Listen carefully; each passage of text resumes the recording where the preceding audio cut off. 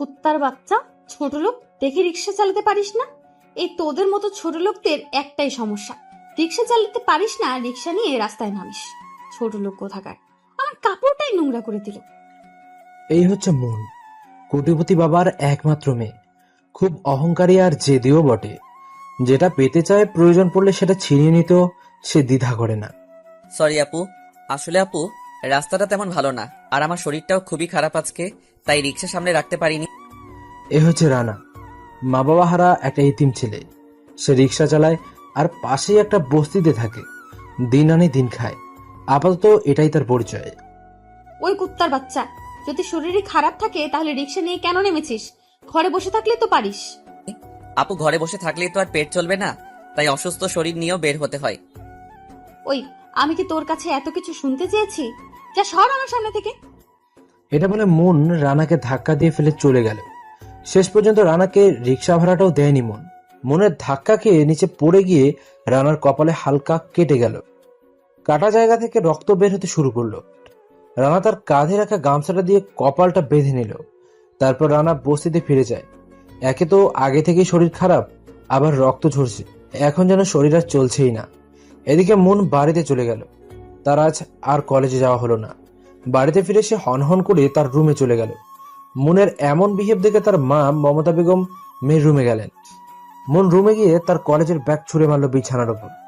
মমতা বেগম বললেন, কি রে, কি হয়েছে? এত রেগে আছিস কেন?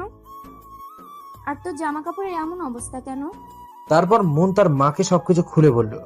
মনের মা শুনে বলল, সবই বুঝলাম, কিন্তু তুই এটা ঠিক করিসনি।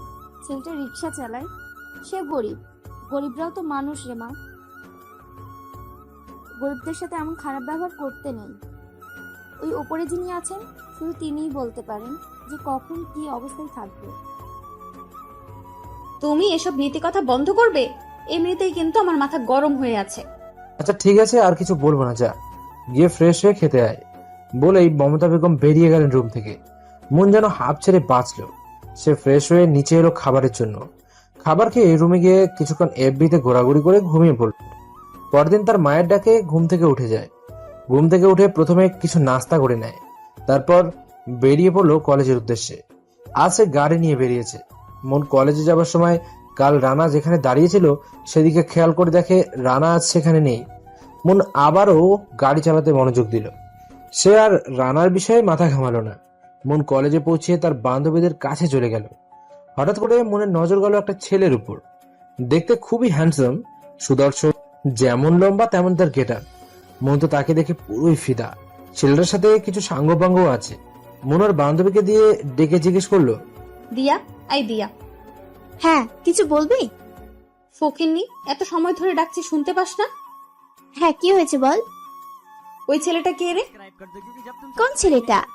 আরে ওই যে দূরে দাঁড়িয়ে আছে, দেখতে কত সুন্দর আর কিউট, তাই না? কি সুন্দর, কিউট? কি বলছিস? পাগলের মতো এসব, মাথা গেছে নাকি? আরে গাধি, আমি ওর উপর ক্রাশ খেয়ে ফেলেছি। বল না, কে ও? আমি জানি না, আজই নতুন দেখছি ওকে এই কলেজে, এর আগে কখনো দেখিনি। কি নাম? ওকে তো আমার চাই। দেখ মন, কারোর উপরটা দেখে এমন কোনো ভুল করিস না যাতে সারা জীবন পস্তাতে হয়, কারণ চকচক করলেই শোনা হয় না। সে নিয়ে তোকে ভাবতে হবে না। কি ভাবছেন ছেলেটাকে? ভাই গল্পের নায়ক নায়িকা তো আছে, এখন একজন ভিলেন তো দরকার নাকি? হ্যাঁ, এই হচ্ছে আমাদের গল্পের ভিলেন। ছেলেটার বাবা মন্ত্রী, আর বাপের সেই ক্ষমতার জোরে অনেক 2 নম্বরই ধান্দা চালিয়ে যাচ্ছে সে। আন্ডারওয়ার্ল্ডে নিজের আধিপত্য বিস্তারের জন্য চেষ্টা করে যাচ্ছে, কিন্তু পারছে না, শুধু একজনের জন্য। আর সে হচ্ছে মাফিয়া কিং মিস্টার ডেভিড। সবাই শুধু মিস্টার ডেভিডের নাম শুনেছে, কিন্তু আজ পর্যন্ত কেউ তাকে দেখতে পায়নি। যে তাকে একবার দেখেছে তাকে মরতে হয়েছে। মন তার ক্রাশ বয়কে নিয়ে ভাবছে, কিন্তু হঠাৎ এমন একজনকে দেখলো যে মনের মাথায় আগুন জ্বলে উঠলো। মন দেখলো কলেজের গেট দিয়ে রানা ভেতরে প্রবেশ করছে। মন তো রানাকে দেখে রাগে ফুলছে। রানা মনের কাছাকাছি আসতেই, আয় ছোট লোক, এদিকে আয়। রানা ছোট লোক শব্দটা শুনে থমকে দাঁড়ালো। কে তাকে ছোট লোক বলে ডাক দিল তা দেখার জন্য, কিন্তু রানা তো মনকে দেখে পুরোই অবাক। মনে মনে ভাবতে লাগলো, এই মেয়ে এখানে কেন? না জানি কপালে কি আছে। হে আল্লাহ, সকাল সকাল এই মেয়ের পাল্লায় পড়তে হবে এখন। ওই, তোকে যে ডাকছি তোর কানে কি সেটা যাচ্ছে না, নাকি কানের নিচে একটা দিতে হবে? রানা মনের দিকে এগিয়ে গেল। জি আপু, কি বলবেন বলুন। তুই এখানে কি করছিস রে ছোট লোক? আসলে আপু, আমি এখানে লেখাপড়া করতে এসেছি। উমা তাই? দেখেছিস দিয়া, ফকিন্নির আবার শখ কত। বলে দুজন হাসতে লাগলো। দিয়া বলল, তুই ওকে চিনিস নাকি? আরে ও তো একটা রিক্সা চালক, তুই দেখে ওকে বুঝতে পারছিস না? দেখছিস না ওর পোশাক কতটা নোংরা? আমার তো দেখেই বমি হচ্ছে এখন। এই ছোট লোক খ্যাত, তুই যা এখান থেকে। রানা সেখান থেকে চলে এলো। আর ওদিকে মন তার ক্রাশ বয়ের কাছে চলে গেল, হাত বাড়িয়ে দিয়ে বলল, হাই, আমি মুন, তুমি? ছেলেটা কিছুক্ষণ মনের দিকে লোভনীয় দৃষ্টিতে তাকিয়ে থাকলো, তারপর হাত মিলিয়ে, আমি বিধান। তো তুমি কোন ক্লাসে পড়ো? আমি এখানে অনার্স প্রথম বর্ষে ভর্তি হয়েছি। আর তুমি? ও হ্যাঁ, যে নতুন ভর্তি হলে তোমার সাথে সেম ক্লাসে। বিধান একথা বলাতে মনের মনে তো লাড্ডু ফুটছে। হঠাৎ বিধান বলে উঠলো, আচ্ছা, আমরা যখন সেম ইয়ারের তাহলে তো আমরা বন্ধু হতে পারি, যদি তুমি কিছু মনে না করো। এবার আর মনের খুশি ধরে রাখে গিয়ে, সে তো মহা খুশি। আজ থেকে আমরা দুজন বন্ধু। ওকে। মনের সাথে কথা বলার সময় বিধান যে মনকে কুনজরে দেখছিল তেমন খেয়াল না করলেও দিয়া ঠিকই খেয়াল করেছে। কিন্তু মন তো বিধানের উপর ফিদা হয়ে গেছে, করে বুঝাবে সে মনকে। দিয়া এসব ভাবছে তখন মন দিয়াকে ডাক দিল। ওই কুত্তি, কি এত ভাবছিস বলতো? সে কখন থেকে ডাকছে আর তোর কোনো হুঁশই নেই, ব্যাপারটা কি? তাকিয়ে দেখলো বিধান আর নেই, সে হয়তো চলে গেছে। না কিছু না, চল ক্লাসে যাই। চল। এরপর দুজনেই একসাথে ক্লাসে চলে গেল। কিন্তু ক্লাসে গিয়ে দেখলো রানা ক্লাসে বসে আছে। দিয়া বলল, কিরে, এই ছেলেটা এখানে কেন? ও কি আমাদের সাথে পড়ে? ছিচি, শেষ পর্যন্ত এই ছিল কপালে। কে যে এসব ছেলেদের কলেজে ভর্তি হওয়ার সুযোগ দেয় বুঝি না। এই বলে তারা তাদের বেঞ্চে বসে পড়ে। তারপর কোনো মতে ক্লাস করে যে যার বাসায় ফিরে গেল। রাত ঠিক 12টা। চারিদিকে ঘুটঘুটে অন্ধকার, জনমানবহীন পরিবেশ। জঙ্গলের মধ্যে একটা ছোট্ট কুটিরে চেয়ারের সাথে বেঁধে রাখা হয়েছে একটা লোককে। লোকটা চিৎকার করছে, প্রাণপণ চেষ্টা করছে ছোটার জন্য, কিন্তু পারছে না। হঠাৎ কুটিরের ভেতরে কারো প্রবেশের শব্দ ভেসে এলো লোকটার কানে। সামনের দিকে তাকিয়ে আবছা আলোয় যাকে দেখলো তাতে তো তার শরীর ভয়ে কাঁপছে। এবার সে বুঝে ফেলেছে যে তার মৃত্যু নিশ্চিত। ভয়ে শরীর থরথর করে কাঁপছে। কাঁপা কাঁপা কণ্ঠে মুখ থেকে বেরিয়ে এলো, ডেভিড, তুমি? হ্যাঁ আমি। কেন, অন্য কাউকে আশা করছিলে জানোয়ারের বাচ্চা? তোকে আমি বলেছিলাম কুত্তার বাচ্চা, তোকে 2 নম্বরই ধান্দা ছেড়ে দিতে, কিন্তু তুই কি করলি? বন্ধ তো করলি না, বরং সাথে আরো নারী শিশু পাচার শুরু করেছিস। আমি ডেভিড বেঁচে থাকতে তোর এত বড় বুকের পাটা যে তুই আমার কথার অবাধ্য হোস, এর শাস্তি তো তোকে পেতেই হবে। তুই আমাকে মেরে ফেলবি তাই তো? মেরে ফেল, কিন্তু একটা কথা মনে রাখিস, তুই আমাকে মারবি, তোর বিরুদ্ধে আমার মতো আরো 100 জন দাঁড়িয়ে যাবে। লোকটার কথা শুনে ডেভিড একটা রহস্যময় হাসি দিল। কুত্তার বাচ্চা, তুই কি মনে করেছিস আমি তোর কথায় ভয় পেয়ে লুকিয়ে থাকবো? এই জঙ্গলে সিংহ কখনো লুকিয়ে থাকে না, বরং তার ভয়ে আরো সবাই লুকিয়ে থাকে। কিন্তু কি বলতো, তুই যেটা ভাবছিস আমিও তো সেটাই চাই। মানে কি বলতে চাইছিস তুই?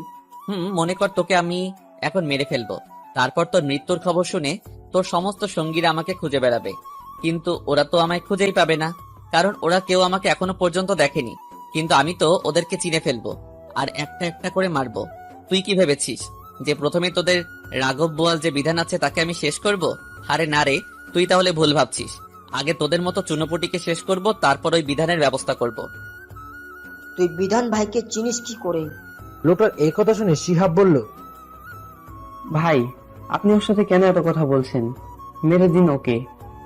তুই ঠিক বলেছিস, মেরে দে ওকে, কারণ ও আমাকে দেখে ফেলেছে। ওকে আর বাঁচিয়ে রাখা সম্ভব নয়, মেরে দে ওকে।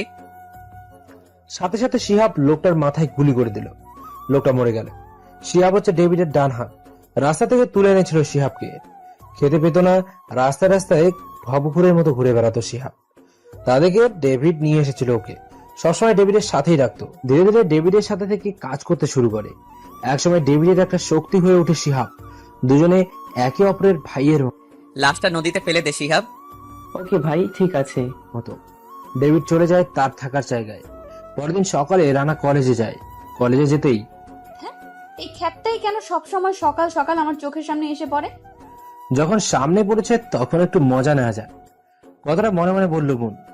ওই ছোট লোক, এদিকে আয়। জি আপু বলুন। যা আমাদের জন্য কিছু খাবার নিয়ে আয়। কি খাবার আনবো আপু? যা ফুচকা নিয়ে আয়। ওকে আপু যাচ্ছি, কিন্তু আপু টাকাটা? আমি রানা। টাকা লাগবে, এদিকে আয়, টাকা নিয়ে যা। রানা দিয়ার কাছে গেল টাকার জন্য। কাছে যেতেই ঠাস করে রানার গালে চর বসিয়ে দিল দিয়া। চরটা এত জোরে মেরেছে যে ঠোঁট কেটে রক্ত বের হচ্ছে। চিরে, এবার হয়েছে টাকা নেয়া, এখন যাবি খাবার আনতে? রানা তারপর চলে যায় ফুচকা আনতে। ফুচকাগুলো এনে দেয় ওদের কাছে। মন ফুচকাগুলো রানার মুখের উপর ছুঁড়ে মারে। রানা শুধু চুপ করে দাঁড়িয়ে আছে। তুই কি করে ভাবলি কুত্তার বাচ্চা যে আমরা তোর টাকায় কেনা ফুচকা খাবো? ছোট লোক কোথাকার, যা সর এখান থেকে। রানা চলে যায় সেখান থেকে, গিয়ে একটা বটগাছের নিচে বসে পড়ে। বসে বসে আনমনে কি যেন ভাবছে সে। হঠাৎ একটা ছেলে এসে রানার পাশে বসলো। হাই, আমি রাহাত। তুমি? আমি রানা। তো তুমি কোন ক্লাসে পড়ো? অনার্স প্রথম বর্ষে। তুমি? Same class. তাহলে আজ থেকে আমরা বন্ধু। ওকে বন্ধু। আমি কলেজে ঢোকার সময় দেখলাম মৌন আর দিয়া তোর সাথে খারাপ আচরণ করছে, কারণটা কি? আরে বাদ দেন এসব। ওরা কত টাকা পয়সাওয়ালা লোক, ওদের তো এসব নিত্যদিনের কাজ। আমাদের মতো গরিব মানুষের সাথে এসব না করলে ওদের দিন ভালো যায় না। তুই প্রতিবাদ করতে পারিসনি? আরে প্রতিবাদ করে কি আরো নিজের বিপদ ডেকে আনবো নাকি? তার থেকে যা করছে তা করতে দেয়াই ভালো। আচ্ছা চল ক্লাসে যাই। দুজনে মিলে ক্লাসের দিকে যাচ্ছিল, তখনই রানার ফোনে কল আসলো। রানা ফোন রিসিভ করলো। ওপাশ থেকে কেউ একজন কিছু কথা বলে ফোনটা কেটে দিল। রানা একটু চিন্তিত হয়ে বলল, সরি রে, আজ আর ক্লাস করতে পারবো না, আমাকে যেতে হবে। ক্লাসটা করে যা, ক্লাস শেষ হলেই না হয় কাজ সেরে নিস। না রে, খুবই গুরুত্বপূর্ণ কাজ পড়ে গেছে, একটা বন্ধু ফোন করেছে, যেতেই হবে। এই বলে রানা চলে গেল সেখান থেকে। আর রাহাত রানার যাওয়ার দিকে তাকিয়ে থাকলো। তারপর বলতে লাগলো, যা রানা যা, আমিও দেখছি তোর কত দূর। ওয়েট কর রানা, তোর জন্য অনেক বড় কিছু অপেক্ষা করছে। অনেক বড় সারপ্রাইজ আছে তোর জন্য, যা তুই কখনো ভাবতেও পারবি না। এটা বলে রাহাত একটা পৈশাসিক হাসি দিল, যে হাসির মাঝে লুকিয়ে আছে হাজারো রহস্য। রাহাত ফোন বের করে কাউকে কল দিল, তারপর কিছু কথা বলে ফোনটা কেটে দিল। এখন আপনারা নিশ্চয়ই ভাবছেন যে এই রাহাত ছেলেটা কে, আর কি উদ্দেশ্য নিয়ে রানার সাথে বন্ধুত্ব করলো। সাথে থাকুন, জানতে পারবেন সবকিছু। রাত 2টো মিস্টার ডেভিড তার মৃত্যুপুরীতে আসে। এসে শিহাবকে ডাক দেয়। শিহাব সাথে সাথে এসে হাজির হয়। সবকিছু ঠিকঠাক আছে জি ভাই বলুন। তো? সবাইকে বলে দিয়েছিস যে কি কি করতে হবে? ভাই, সবাইকে নিজ নিজ কাজ বুঝিয়ে দিয়েছি। গুড। এবার সবাইকে বল অপারেশনের জন্য রেডি হতে, আর সবাইকে বলে দিস আমি না বলা পর্যন্ত কোনো অ্যাকশন যেন না নেয় কেউ। ওকে ভাই, ঠিক আছে। তারপর সবাই বেরিয়ে পড়লো অপারেশনের জন্য। রাত 2:30 ডেভিড তার দলবল নিয়ে পুরো তৈরি হয়ে আছে আজ রক্তের হোলি খেলার জন্য। কারণ সেটা যেটা চায় না সেটাই হতে চাচ্ছিল তার অগোচরে। 3টা ছুঁই। ঠিক তখনই একটা কালো বড় গাড়ি দেখতে পেল তারা। নির্জন রাস্তা, জনমানবহীন। গাড়িটা তাদের থেকে কিছুটা দূরে থেমে গেল। গাড়ি থেকে একটা লোক নেমে এলো। লোকটা এদিক ওদিক তাকিয়ে তারপর একটা সিগারেট ধরিয়ে টানতে লাগলো, আর মোবাইল ফোন বের করে কাকে যেন কল দিল। তারপর বলতে লাগলো, বস, আমি তো পৌঁছে গেছি, কিন্তু কাউকে তো দেখতে পাচ্ছি না। ফোনের ওপাশ থেকে কি বলছে তা শোনা যাচ্ছে না, কিন্তু লোকটা যেভাবে কথা বলছে তাতে ডেভিড বুঝতে পারে যে ওর উপরেও কেউ আছে। লোকটা আবার বলে, বস, আপনি একটু দেখুন না, আমরা 4 জন ঠিকই, কিন্তু রাস্তাটা খুবই নির্জন। আমার খুবই ভয় করছে বস, প্লিজ কিছু একটা করুন। লোকটা আরো কিছু সময় পর ফোনটা কেটে দিল। লোকটা ফোন কাটার ঠিক 5 মিনিটের মাথায় আর একটা কালো গাড়ি সেখানে এসে উপস্থিত হলো। সেই গাড়ি থেকেও একজন লোক নেমে এলো। তারপর দাঁড়িয়ে বলল। তারপরে দুজনে গাড়ির চাবি চেঞ্জ করে গাড়ির দিকে রওনা হলো। তখনই ডেভিডের নির্দেশ, চারদিক থেকে বৃষ্টির মতো গুলি ছুটতে লাগলো সবাই। বিপরীতগামী লোকগুলো কোনো সুযোগই পেল না প্রতিরোধ করার। সবারই স্পট ডেথ হয়ে গেল। ডেভিড তার লোকজনকে নিয়ে গিয়ে গাড়ির তালা ভেঙে গাড়ির দরজা খুললো। গাড়ির দরজা খুলে যা দেখলো তাতে তো ডেভিডের মাথা ঘুরে গেল। দেখলো যে গাড়ির ভেতরে ভর্তি টাকা। এরপর দ্বিতীয় গাড়িটা খুলে ফেললো। সেটা খুলে যা দেখলো তাতে তো তার মাথায় যেন আকাশ ভেঙে পড়লো। মানুষ এতটা নিচে নামতে পারে তা সে ভাবতেও পারেনি। সে জানতো যে আজ এখানে এমনি কিছু হবে, কিন্তু সেটা যে এত পরিমাণ যা তার ধারণার বাইরে ছিল। কারণ গাড়ির ভেতরে পুরো গাড়ি মেয়ে দিয়ে ভর্তি। প্রতিটা মেয়ের বয়স 15 কিংবা 16 বছরের বেশি না। মেয়েগুলো সবাই ভয় পেয়ে আছে। ডেভিডকে দেখে তারা ভয়ে গাড়ির মধ্যে এক জায়গায় জড়সড় হয়ে বসে রইল। ডেভিড ভাবলো সে যদি মেয়েগুলোকে এখন কিছু বলতে যায় তাহলে হিতে বিপরীত হতে পারে। তাই ডেভিড প্রথমে তার লেডি গ্যাংয়ের কিছু মেয়েদেরকে বলে মেয়েগুলোকে স্বাভাবিক করে তুলতে। তারপর ডেভিড সবার পরিবারের কাছে খবর পৌঁছে দেয় মিডিয়ার মাধ্যমে। কিন্তু ডেভিড কারোর সামনে আসে না, সবকিছু করিয়েছে শিহাবকে দিয়ে। কিছুক্ষণের মধ্যেই সবাই এসে মেয়েগুলোকে নিয়ে যায়। ডেভিড তার লোকজনদের নিয়ে সেখান থেকে আসতে যাবে, তখন কেমন যেন একটা আওয়াজ শুনতে পেল। সবাই সেই আওয়াজ অনুসরণ করে যেতে লাগলো। কিছু দূর যেতে দেখতে পেল প্রথমে যে লোকটি গাড়ি নিয়ে এসে রাস্তায় দাঁড়িয়েছিল সেই লোকটি শুয়ে শুয়ে যন্ত্রণায় কাতরাচ্ছে, কারণ তার পায়ে গুলি লেগেছে। ডেভিড তো ভেবেছিল সবাই মারা গেছে, কিন্তু এই তো এখনো জীবিত। ডেভিড মনে মনে ভাবতে লাগলো, যাক ভালোই হলো, এর কাছ থেকে তো অন্তত জানা যাবে যে কে আছে এসবের পিছনে। এটা ভেবে সে লোকটাকে হসপিটালে নিয়ে যায়। ডক্টর লোকটার চিকিৎসা করে, লোকটা সুস্থ হয়। ডেভিডের এসব কাণ্ড একজন বসে বসে তার ল্যাপটপে দেখছে আর হাসছে আর বলছে, ডেভিড, অপেক্ষায় থাক, আমি আসছি তোর জীবনের কাল হয়ে। এই রাজন রাইসন একবার যেটা ভাবে সেটা সে করেই সারে। তোর সাথে আমার অনেক হিসাব যে বাকি রে ডেভিড। আমি আসছি ডেভিড, আমি আসছি। বলেই রাজন রাইসন 1:85 হাসিতে মেতে ওঠে। ডেভিড রাত 9টায় হসপিটালে আসে লোকটার সাথে দেখা করার জন্য, কিন্তু লোকটা তার কেবিনে নেই। ডেভিড হসপিটালের ডক্টরকে ডাকে কি ব্যাপার ডক্টর, রোগী কোথায়? আর বলে, কিন্তু ডক্টর কিছুই বলতে পারে না। ডেভিড হসপিটালের সিসিটিভি চেক করে দেখে লোকটা নিজেই একা একা হেঁটে হসপিটালের বাইরে চলে গেছে। এসব দেখে ডেভিড ডক্টরকে আবারও বলে, এই হচ্ছে আপনাদের দায়িত্ব। একজন অসুস্থ লোক হসপিটাল থেকে হেঁটে বেরিয়ে গেল আর আপনারা কিছু বলতে পারছেন না। সরি স্যার, আমাদের ভুল হয়ে গেছে, আমাদের মাফ করে দিন। মাফ করে দিব তাই না? অপদার্থ কোথাকার। প্লিজ বস, আমার জানটা ভিক্ষা দিন। আমি ডেভিডকে কিছু বলিনি। সে আমি খুব ভালো করে জানি যে তুই কিছুই বলিসনি। ডেভিডের কারণে আমার যে ক্ষতি হয়েছে তার হিসাব আমি ঠিক সময় মতোই ওর কাছ থেকে নেব। কিন্তু কি বলতো, ও যদিও জানে না যে তুই আমার লোক, কিন্তু তারপরেও ও তোকে দেখে ফেলেছে। কোনো না কোনো দিন ও তোকে খুঁজে বের করবেই, আর সেদিন আমার বিপদ হতে পারে। আমি চাই না আমার বিপদকে বাঁচিয়ে রাখতে, তাই যে তোকে মরতেই হবে।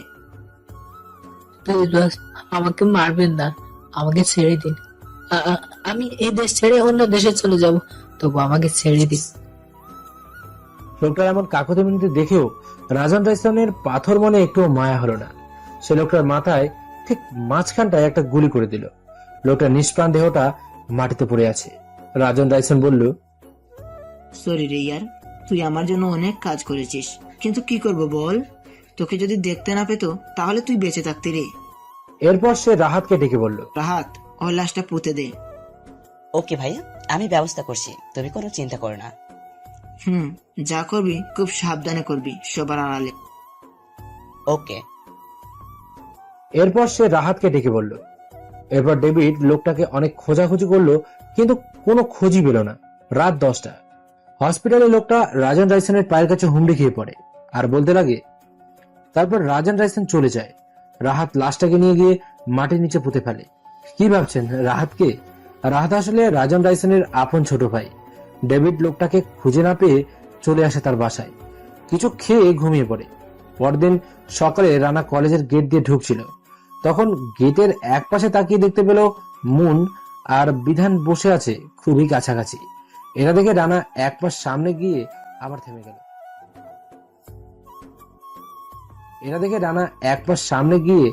থেমে গেল আর ভাবতে লাগলো, না না, আমি কেন ওদের পথের কাঁটা হয়ে দাঁড়াবো?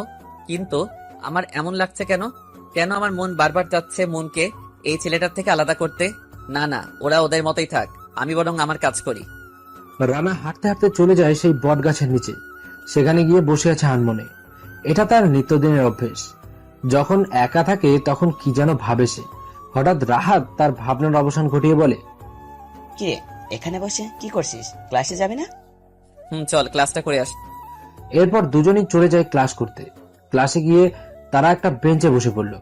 মুন আর দিয়াও আছে, কিন্তু তারা তো রানাকে দেখে রাগে ফুলছে। মুন আর সহ্য করতে না পেরে কিছু বলতে যাবে, তখনই স্যার ক্লাসে চলে আসলো। স্যার আসার সাথে সাথেই সবাই নীরব দর্শকের মতো হয়ে গেল। কেউ কোনো কথা বলছে না, শুধু স্যারের লেকচার শুনে যাচ্ছে মন দিয়ে। কিছুক্ষণ পর ছুটির ঘন্টা বেজে গেল। সবাই মিলে রওনা দিল যে যার গন্তব্যের উদ্দেশ্যে। রানাও চলে গেল তার বস্তিতে। এরপর বিকেলবেলা রিক্সা নিয়ে বের হয় রানা। স্ট্যান্ডে বসে আছে সে।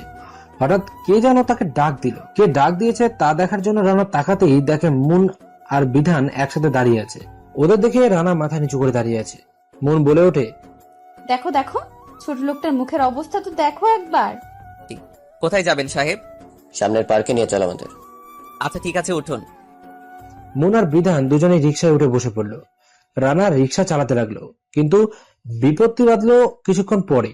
হঠাৎ মুন রানার সিটের উপর পা তুলে বসে রইল।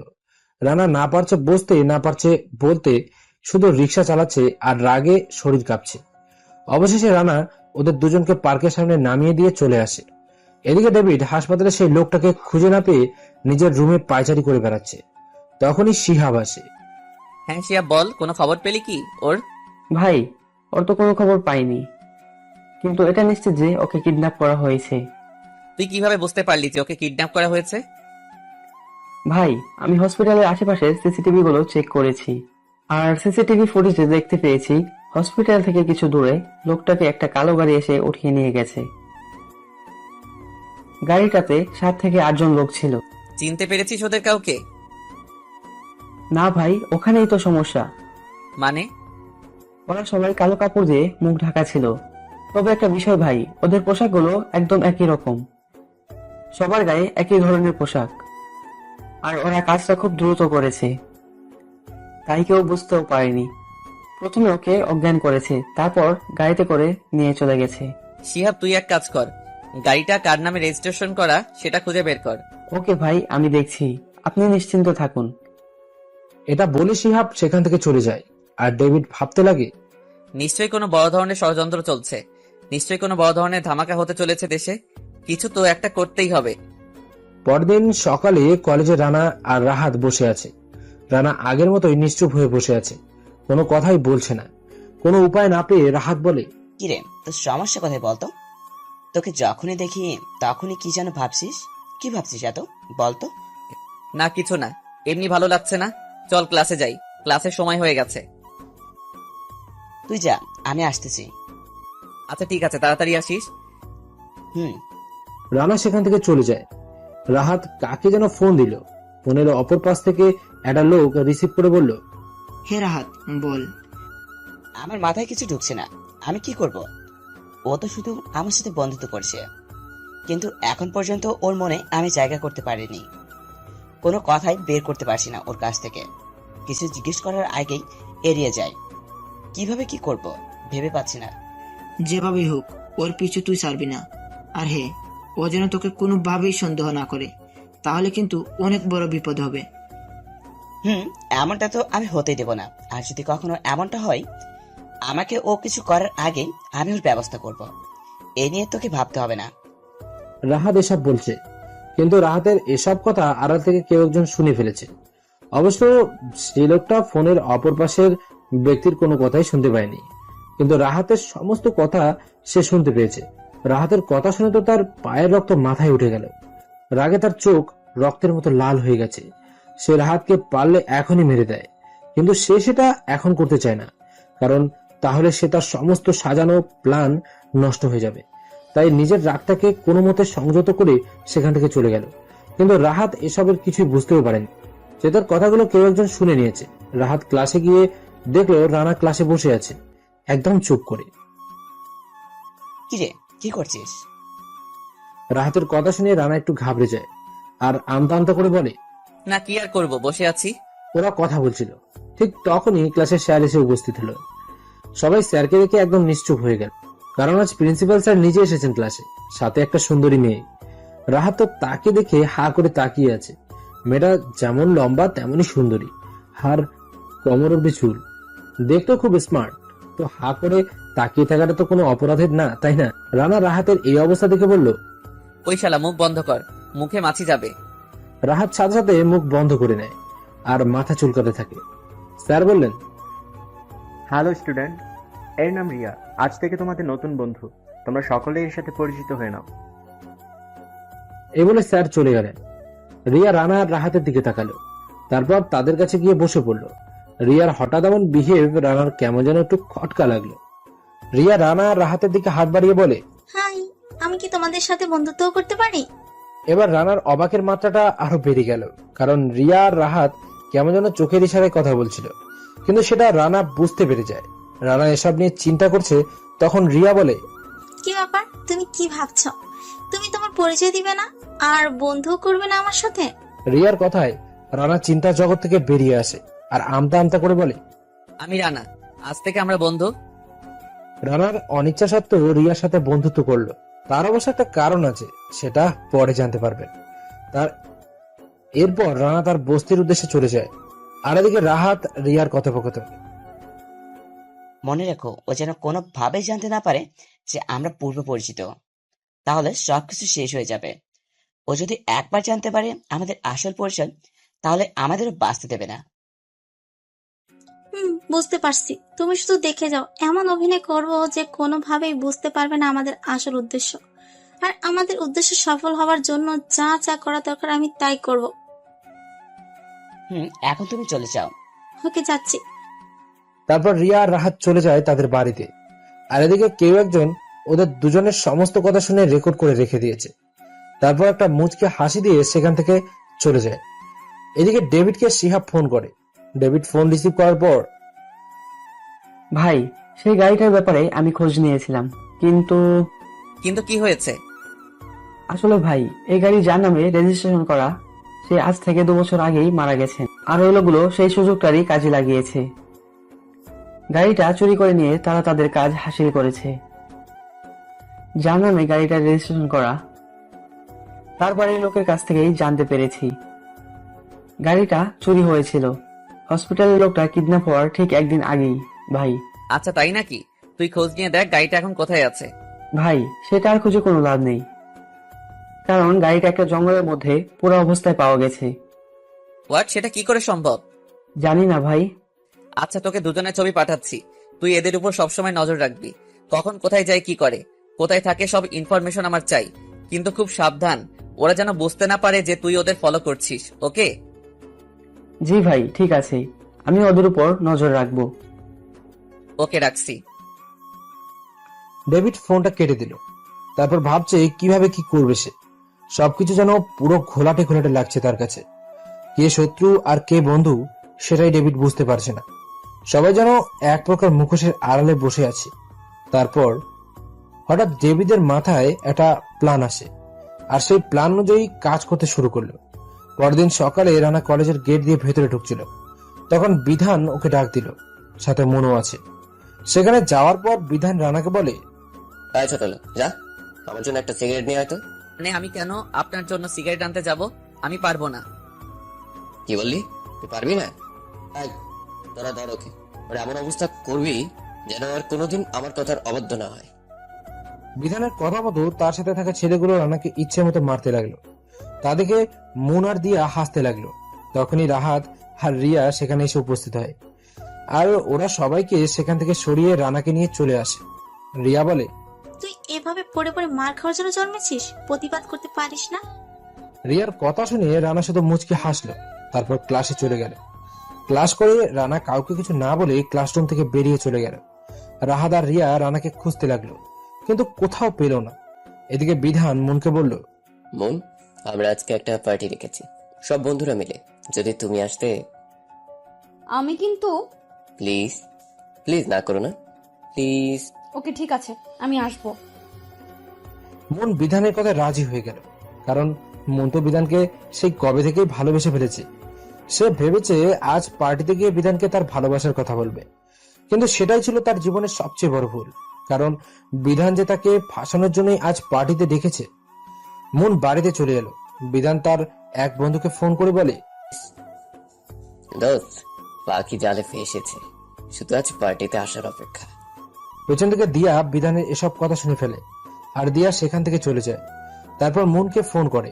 মন ফোন রিসিভ করার পর, হ্যাঁ দিয়া, এ সময় ফোন দিলে যে বড়, কিছু বলবি কি? আসলে তোকে কিভাবে যে বলি কথাটা, তুই বিশ্বাস করবি কিনা জানি না। ওই কুত্তি, এত পেঁচাল না পেরে বল কি জন্য ফোন করেছিস? তুই কি বিধানের পার্টিতে যাওয়ার কথা বলেছিস? কিন্তু কেন? তুই যাস না রে দোস্ত, তোর বিপদ হবে। বিপদ হবে মানে? কিসের বিপদ?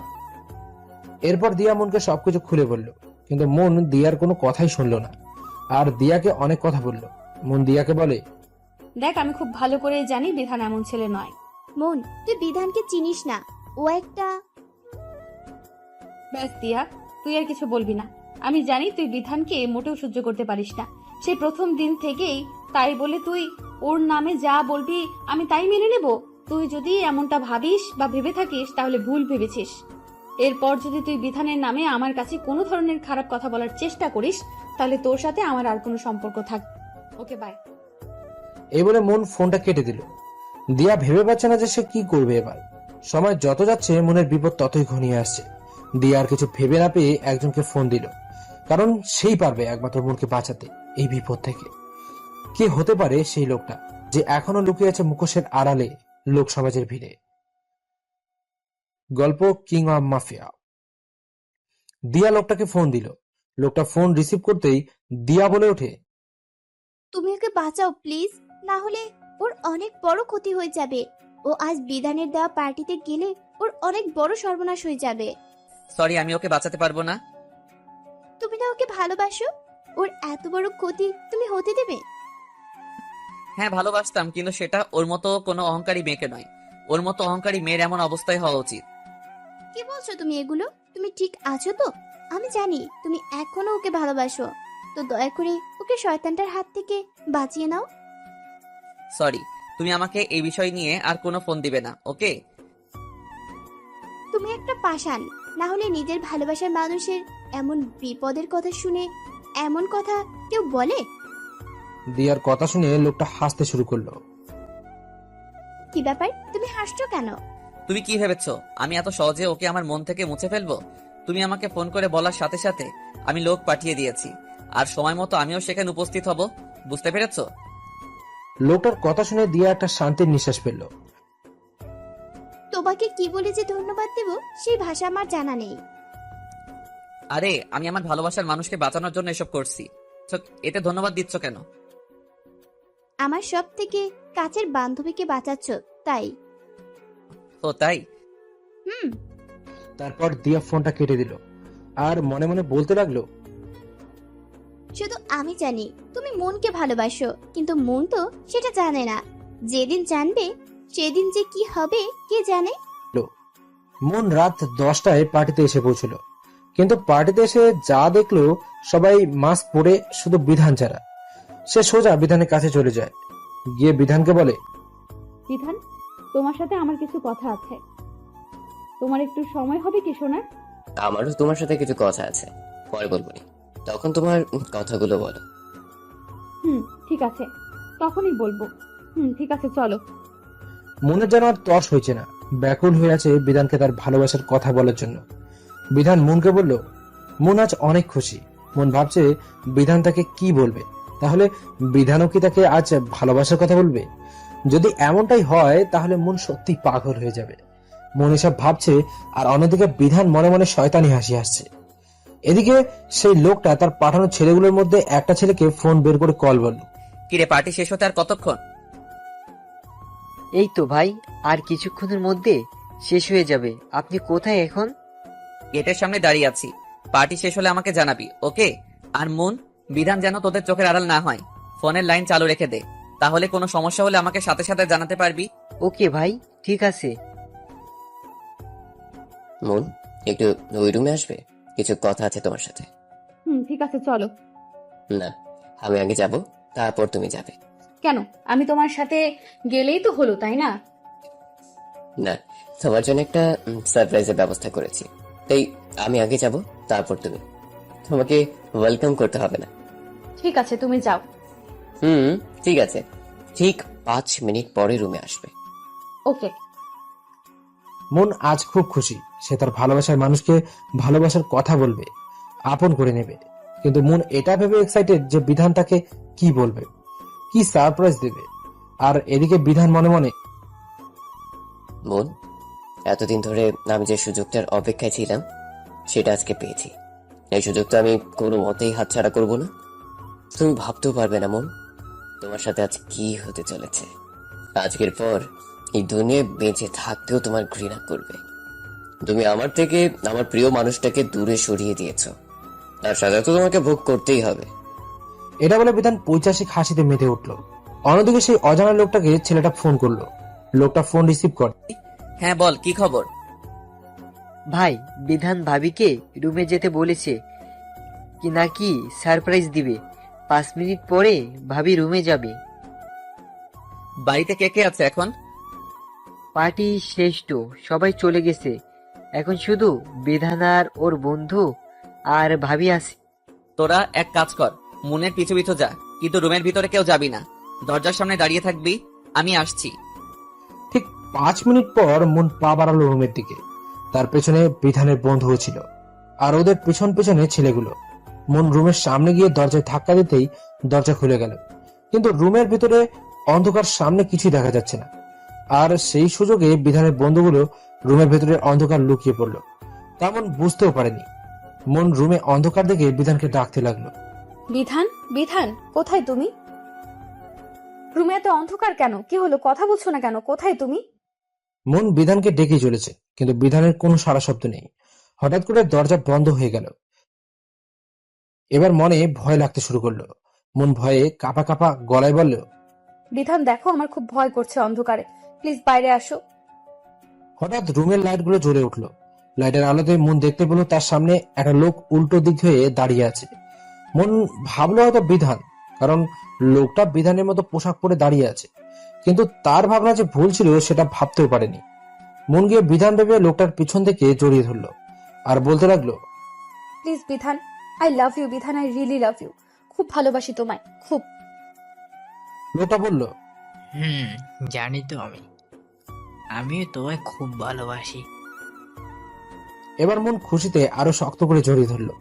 মন তখনও বুঝতে পারেনি যে এটা বিধান নয়। লোকটা সামনের দিকে ঘুরে মনকে জড়িয়ে ধরে রাখলো।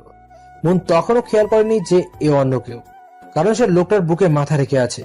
সে বিধান ভেবে লজ্জায় মুখ তুলতে পারছে না। তুমি না বললে কি যেন সারপ্রাইজ দিবে? কই দাও। দেব তো, অনেক বড় সারপ্রাইজ দেব। তুমি জানো আমি অন্ধকারে কতটা ভয় পেয়েছিলাম? এখন তোমার একটু পরেই ভয় কেটে যাবে। মানে? এই বলে মন মাথা তুলতেই তার মাথায় যেন আকাশ ভেঙে পড়লো। সে লোকটাকে ছেড়ে দিয়ে দূরে যেতে চাইলে লোকটা তাকে আরো শক্ত করে জড়িয়ে ধরলো। মন ছোটার চেষ্টা করছে, কিন্তু পারছে না। কে আপনি? ছাড়ুন আমায়। বিধান কোথায়? আমি বিধানের কাছে যাব। কোল বেবি কোল, টেনশন নিও না।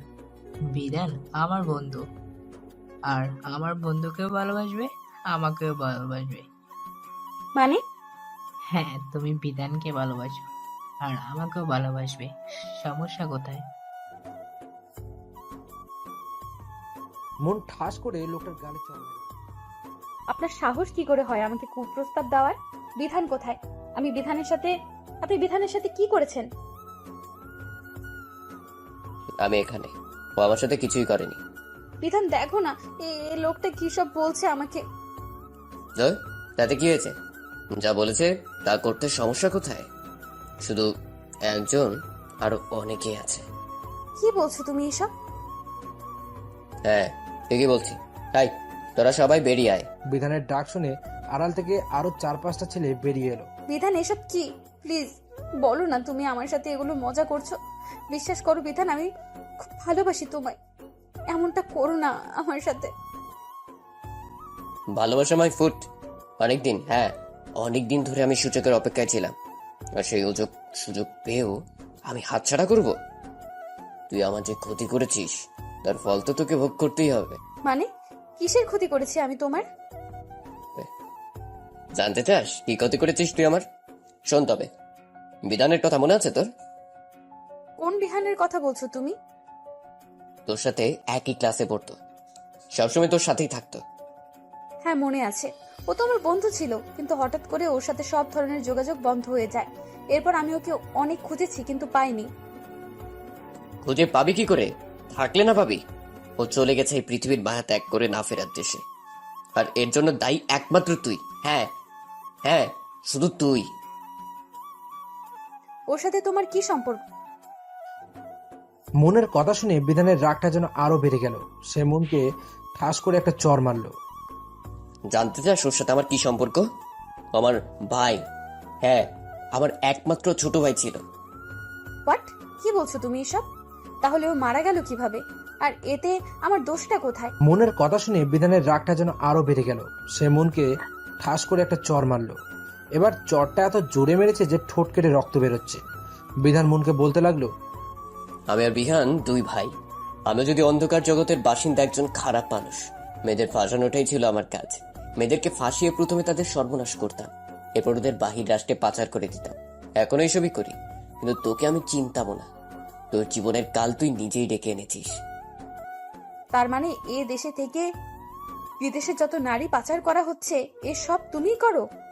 হ্যাঁ করি, কিন্তু আমাদের উপরে আরো একজন আছে। তাকে অবশ্য আমি এখনো দেখিনি। এসব কথা তোকে বলে লাভ নেই।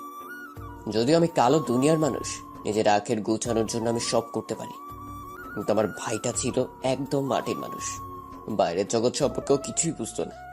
একদম সাদাসিধে একটা ছেলে ছিল। আমাকে বলেছিল তোর সাথে বন্ধু হওয়ার পর ও নিজেকে পরিবর্তন করতে শিখেছে। ধীরে ধীরে তোকে ভালোবাসতেও শুরু করেছিল, কিন্তু তোকে বলতে পারিনি। মনে আছে তোদের কলেজে যেদিন সাংস্কৃতিক অনুষ্ঠান হওয়ার কথা ছিল সেদিনের কথা?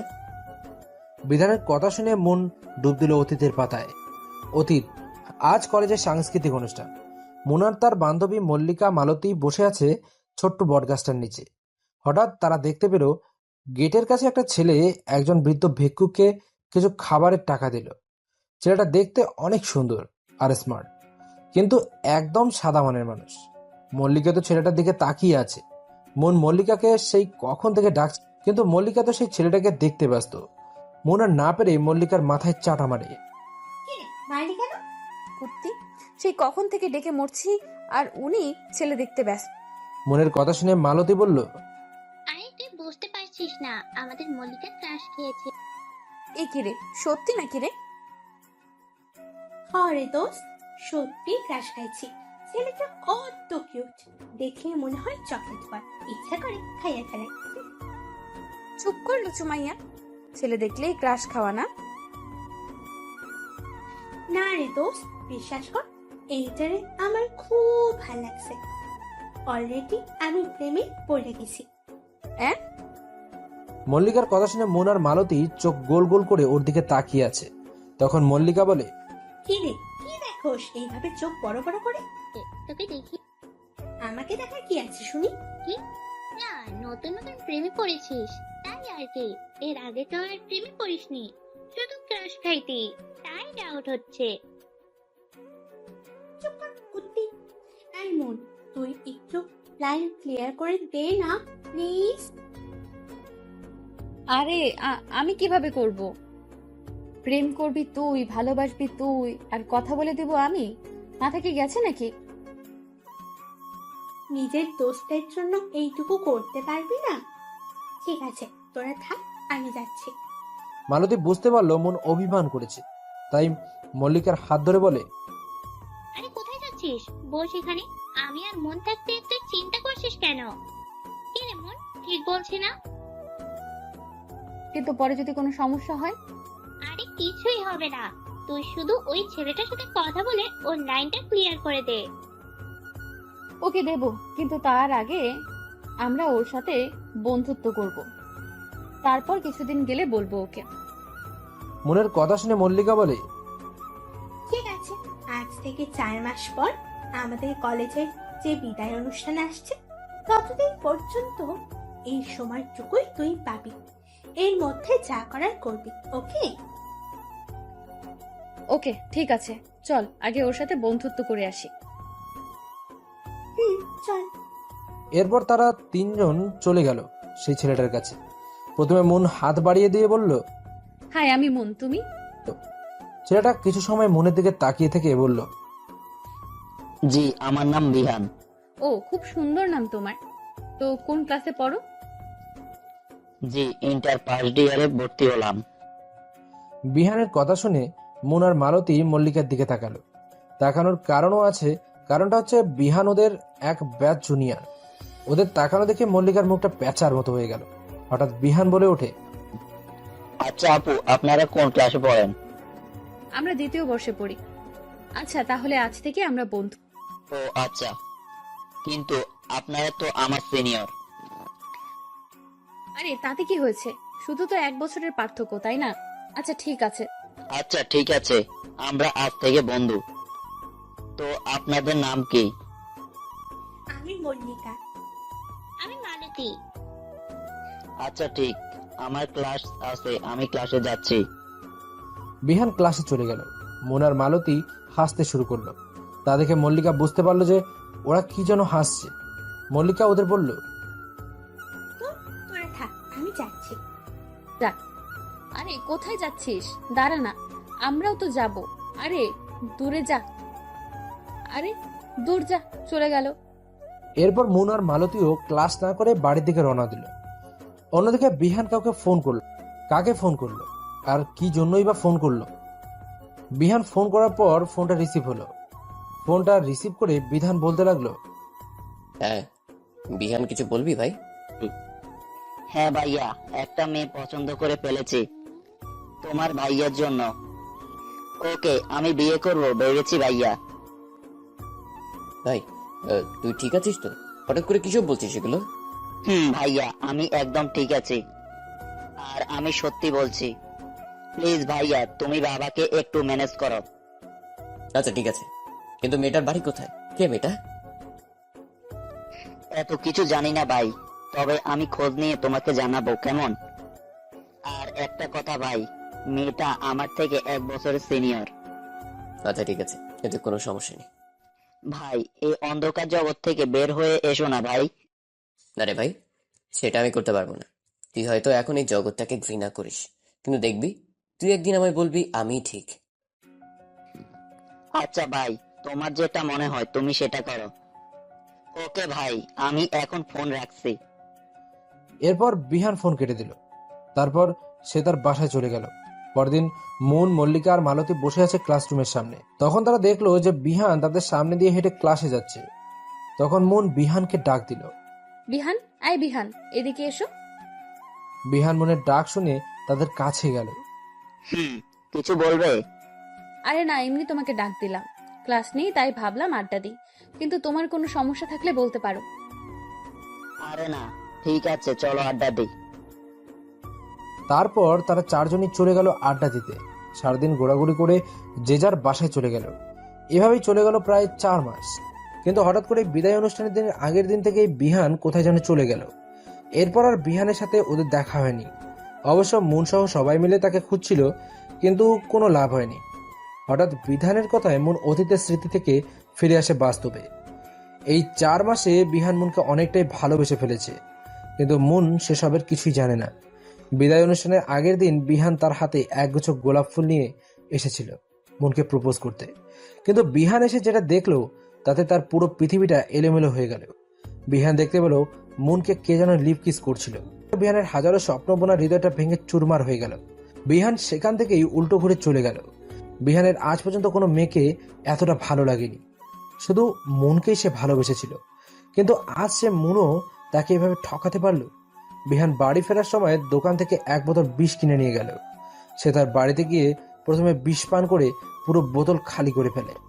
তারপর বিধানকে ফোন দেয় আর বলে, ভাই তুমি না বলেছিলে আমি একদিন ভুল প্রমাণিত হব? তুমি যে রাস্তায় চলো সেই রাস্তাকে আমি ঠিক রাস্তায় বলবো। হ্যাঁ ভাই, আমি আজ বলছি তুমি ঠিক ভাই, তুমি ঠিক। বিহানের কথায় বিধানের কেমন যেন খটকা লাগলো।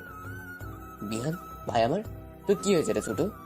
তুই হঠাৎ এমন কথা বলছিস কেন? ভাই এরপর বিহান বিধানকে সব খুলে বলল। সব শুনে বিধানের মাথায় আগুন জ্বলে উঠল। বিহান তুই এখন কোথায়? উপরে যাওয়ার প্রস্তুত নিচ্ছি ভাই। হোয়াট? কি বলছিস তুই এগুলো ভাই? পাগলের মতো। পাগলের মতো ন ভাই, আমি বিষ খেয়েছি। হোয়াট? এ কি করছিস তুই ভাই? আমি আসছি। প্রায় 5 ঘন্টার পর বিধান আর তার বাবা হসপিটালের করিডোরে পায়চারি করছে, কিন্তু ডক্টর রুম থেকে বের হচ্ছে না। হঠাৎ ডক্টর টানা 5 ঘন্টা পর রুম থেকে বের হয়ে এলো। বিধান আর তার বাবা এক প্রকার দৌড়ে ডক্টরের কাছে গেল। বিধান জিজ্ঞেস করলো, ডক্টর, আমার ভাইয়ের কি অবস্থা? কিন্তু ডক্টর কিছুই বলছে না। তাদেরকে বিধানের বাবা জিজ্ঞেস করলো, কি হলো ডাক্তার, আপনি কিছু বলছেন না কেন? কিছু তো বলুন। ডক্টর এবারে চুপ করে দাঁড়িয়ে আছে। বিধান বলে, কি হলো ডাক্তার, বলুন আপনি। এরপর ডক্টর যেটা বলল সেটা শুনে বিধানের মাথায় যেন আকাশ ভেঙে পড়ল। বিধান ভাবতেও পারেনি যে তার নিষ্পাপ ভাইটার সাথে এমনটা হবে। ডক্টর বিধানকে বলল, দেখুন, আমরা অনেক চেষ্টা করেছি, কিন্তু কিন্তু কি ডাক্তার, বলুন। দেখুন, উনি পুরো 1 বোতল বিষ খেয়ে ফেলেছেন। তাই ওনার শরীরের ভিতরে সবকিছু জ্বলে গেছে। তাই ওনাকে আর বাঁচানো সম্ভব নয়। ডক্টরের কথা শুনে বিধান ডাক্তারের শার্টের কলার ধরে বলতে লাগলো, ডাক্তার, আমার ভাইয়ের কিছু হলে আমি তোকে খুন করে ফেলবো, খুন। বিধানের অবস্থা দেখে তার বাবা বিধানকে বলল, বিধান, cool down my Son, cool down. ছেড়ে দে ওকে, শক্ত কর নিজেকে। বিধান তার বাবার কথায় ডাক্তারকে ছেড়ে দেয়। ডাক্তার বলে, দেখুন বিধান বাবু, আমরা ডাক্তার, আমরা কখনো আমাদের চেষ্টা ত্রুটি করি না। কিন্তু হয়তো উপরে যিনি আছেন তিনি চাইছেন না। যাই হোক, উনি আপনাদের সাথে কথা বলতে চাচ্ছেন। সময় খুব কম, গিয়ে ওনার সাথে কথা বলে নিন। ডাক্তার এই কথা বলে সেখান থেকে চলে গেল। বিধান আর তার বাবা কেবিনে গিয়ে বিহানের পাশে এসে বসলো। বিহান বিধানের হাতে একটা ছবি দিল। বিধান হাতে নিয়ে দেখে একটা মেয়ের ছবি। বিধান বিহানের দিকে তাকাতেই বিহান বলে, হ্যাঁ ভাই, এই মেয়েটা আমার মৃত্যুর বদলা চায়। আর তা না হলে আমার আত্মা শান্তি পাবে না।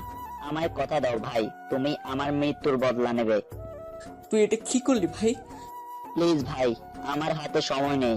বলো, তুমি আমার এই শেষ কথাটা রাখবে? তুই একটা বার বাবার কথা, আবার কথা ভাবলি না? কথা দিলাম ভাই, আমি তোর শেষ কথাটা রাখবো।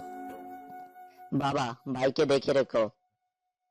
বাবা, আমরা তো সব কথাই রাখবো, তুই এখন একটু চুপ কর। হঠাৎ বিহান জোরে জোরে শ্বাস নিতে শুরু করলো। বিধান ডাক্তারকে ডাক দিল। ডাক্তার আস্তে আস্তে বিহানের নিঃশ্বাস বন্ধ হয়ে গেল। ডাক্তার এসে চেক করে বলল, বিহান আর বেঁচে নেই। বিধান সেদিন অনেক কান্না করেছিল আর প্রতিজ্ঞা করেছিল যে মুনের জীবন সে পুরো অন্ধকার করে দেবে। আর তাই সে মুন যে কলেজে পড়ে সেই কলেজে বিধানও ভর্তি হয়েছে। প্লিজ বিধান, বিশ্বাস করো, আমি এসবের কিছুই জানি না। আর হয়তো সেদিন ও আমার মামাতো ভাইয়ের সাথে ও আমাকে দেখেছে, হয়তো তাকে দেখে ও ভুল বুঝেছিল। এসব আমাকে বলে কোনো লাভ নেই। আমি জানি আমার ভাইয়ের মৃত্যুর জন্য শুধু তুমি দায়ী। হ্যাঁ হ্যাঁ, তুমিই দায়ী। তাই তোমাকে তার সাজা তো পেতেই হবে। প্লিজ বিধান, আমাকে যেতে দাও, আমি যাব। মুনের কথা শুনে বিধান হেসে বলল, হ্যাঁ যাবে তো, কিন্তু এখান থেকে অন্য দেশে। আজ এরা সবাই মিলে তোমার সম্মান হানি করবে। এরপর তোমাকে অন্য সব মেয়েদের সাথে বিদেশে পাচার করা হবে। প্লিজ বিধান, এমনটা করো না, ছেড়ে দাও আমায়। আমার এত বড় সর্বনাশ তুমি করো না প্লিজ। নো নো, আমি আমার ভাইকে কথা দিয়েছি, ওর মৃত্যুর বদলা তো আমি নেবই। ও হ্যাঁ, আর একটা কথা। কি কথা? তোমার সাথে যে সেদিন যে ছেলেটা কলেজে ছিল, যাকে বিহান দেখেছিল, তাকেও আমিই মেরেছি। কি বললে তুমি? তাহলে আমার মামাতো ভাই কোনো অ্যাক্সিডেন্টে মারা যায়নি, তুই তাকে মেরেছিস কুত্তার বাচ্চা? এটা বলে মুন বিধানকে চর মেরে দিল। বিধান চর খেয়ে তো তার মাথায় রক্ত উঠে গেল। সে মুনের চুলের মুঠি ধরে, শালি, তোর এত বড় সাহস, তুই আমার গায়ে হাত তুলিস? আজ তোর এমন অবস্থা করবো যা তুই ভাবতেও পারবি না। এই বলে বিধান মুনের শাড়ির আঁচল ধরে টান দিল। সাথে সাথে মুন বিধানের পায়ে পড়ে বলতে লাগলো, প্লিজ বিধান, আমি তোমার পায়ে পড়ি, আমাকে ছেড়ে দাও।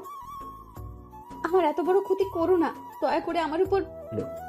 বিধান হাসতে হাসতে বলল, দয়া করবো তা আবার তোকে? তা তো কোনোদিনও না। এরপর বিধান সবাইকে উদ্দেশ্য করে বলল, তাই তোদের ওর সাথে যা করার আছে করে নে, আমি যাচ্ছি। তোদের কাজ হয়ে গেলে আমাকে জানাস।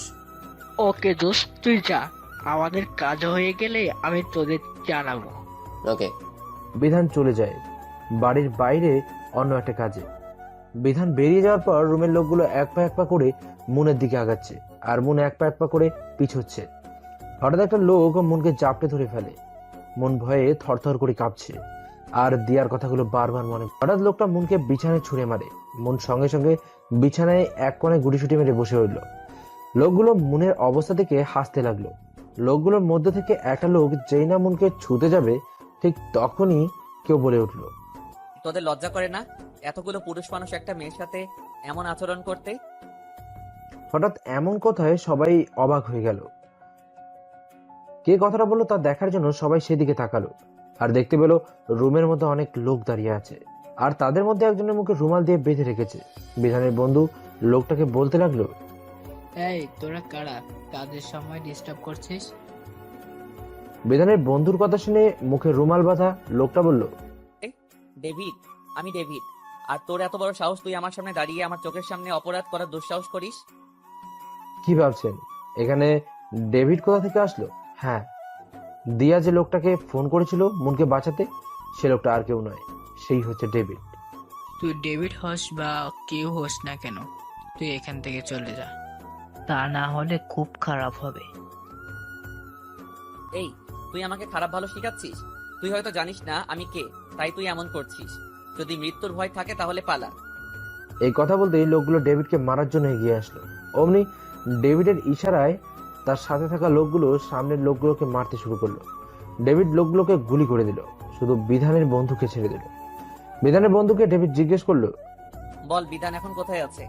শেষ করো, আমি জানি না বিদায় কোথায় আছে, আমাকে ছেড়ে দাও, আমি জীবনেও এমন আর কাজ করব না।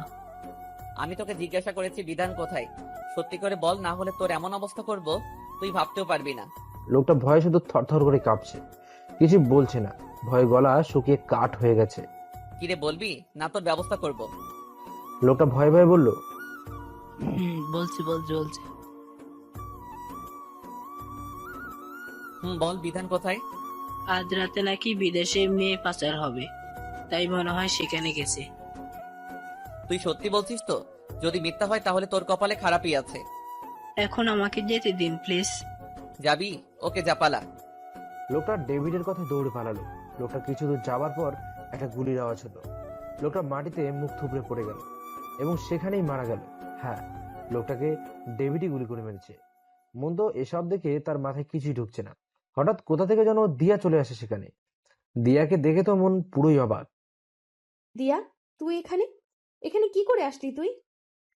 দিয়া মনের কথা শুনে ফাঁস করে মনের গালে চড় বসিয়ে দেয়, তারপর বলতে লাগলো, হ্যাঁ, আমি এখানে। আর এই যে যত লোক দেখতে পাচ্ছিস, এরা সবাই আমার কথাতেই এখানে এসেছে, শুধু তোকে বাঁচানোর জন্য। আর তুই বলেছিলি না যে আমার সাথে সম্পর্ক রাখবি না তুই? আজ আমি বলছি, হ্যাঁ আমি বলছি, তোর মতো অহংকারী মেয়ের সাথে আজ থেকে আমার কোনো সম্পর্ক নেই। ভুলে যাব যে আমার মন নামে কোনো বান্ধবী ছিল। এইসব তুই কি বলছিস দিয়া? এমনটা বলিস না প্লিজ, আমায় মাফ করে দে। আর কোনো দিন আমি তোকে ভুল বুঝবো না। আমার একমাত্র বান্ধবী তুই। তুই আমায় ছেড়ে চলে গেলে আমি কাকে নিয়ে থাকবো রে? কেন, তোর বিধান কই? ওকে নিয়ে থাক। ও সে তো আবার তোকে ধোকা দিয়েছে, তাই না?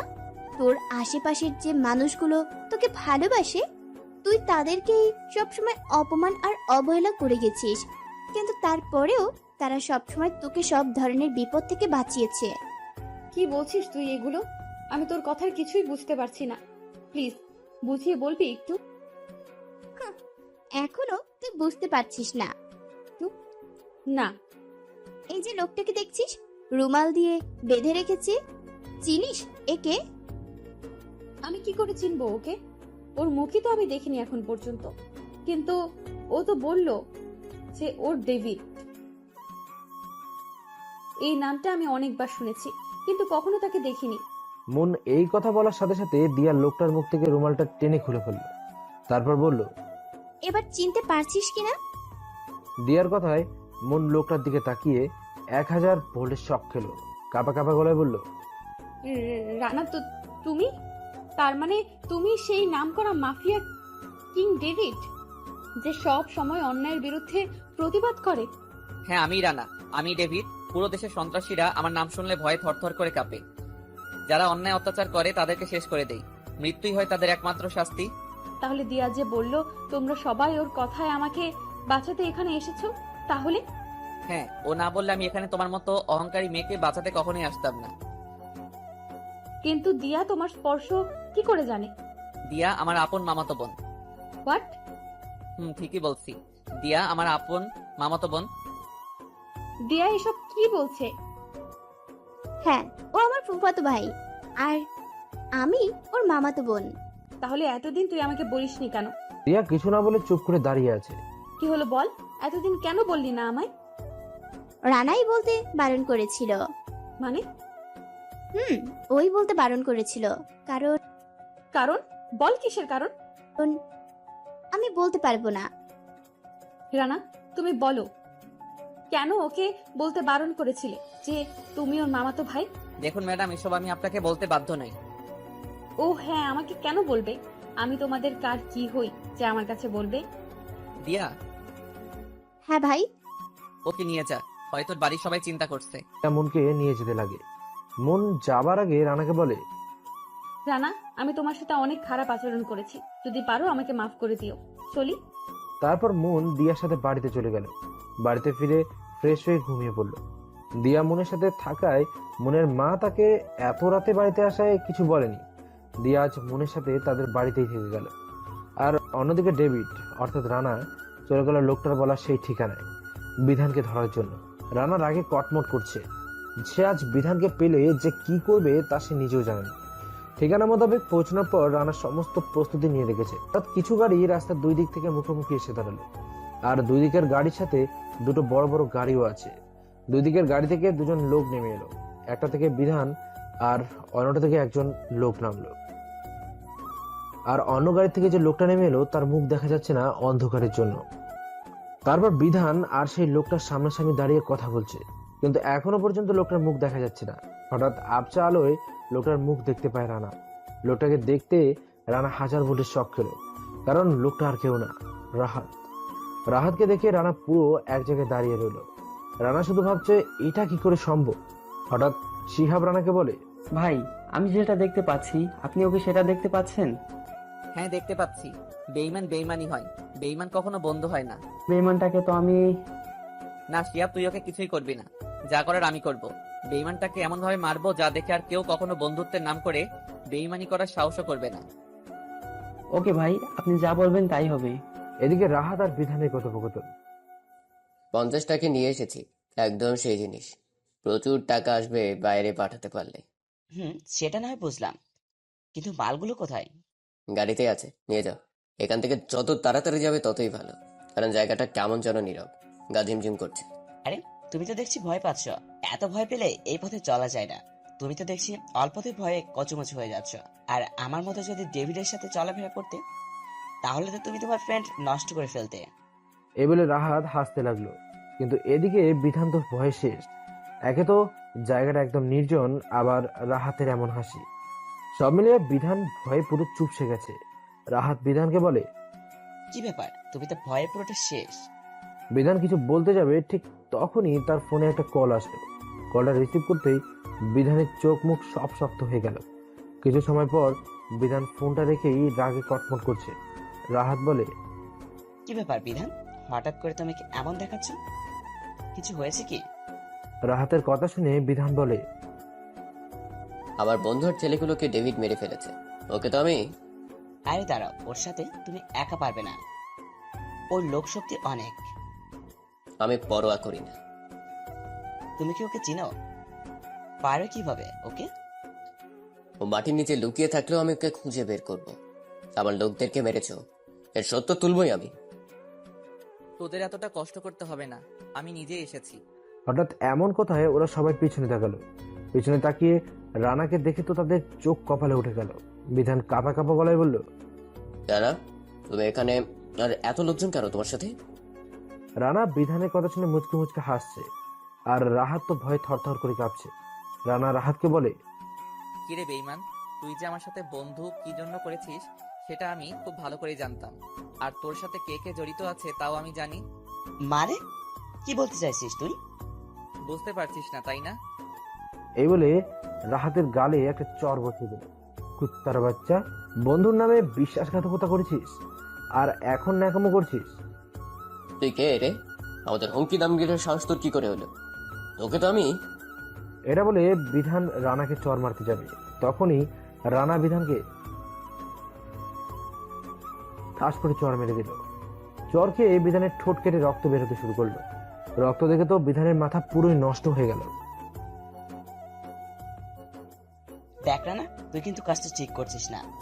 আমাদের গায়ে হাত তুলে এর জন্য কিন্তু তোকে অনেক পস্তাতে হবে, মনে রাখিস। এই তুই আমাকে ভয় দেখাচ্ছিস? এই ডেভিডকে ভয় দেখাচ্ছিস?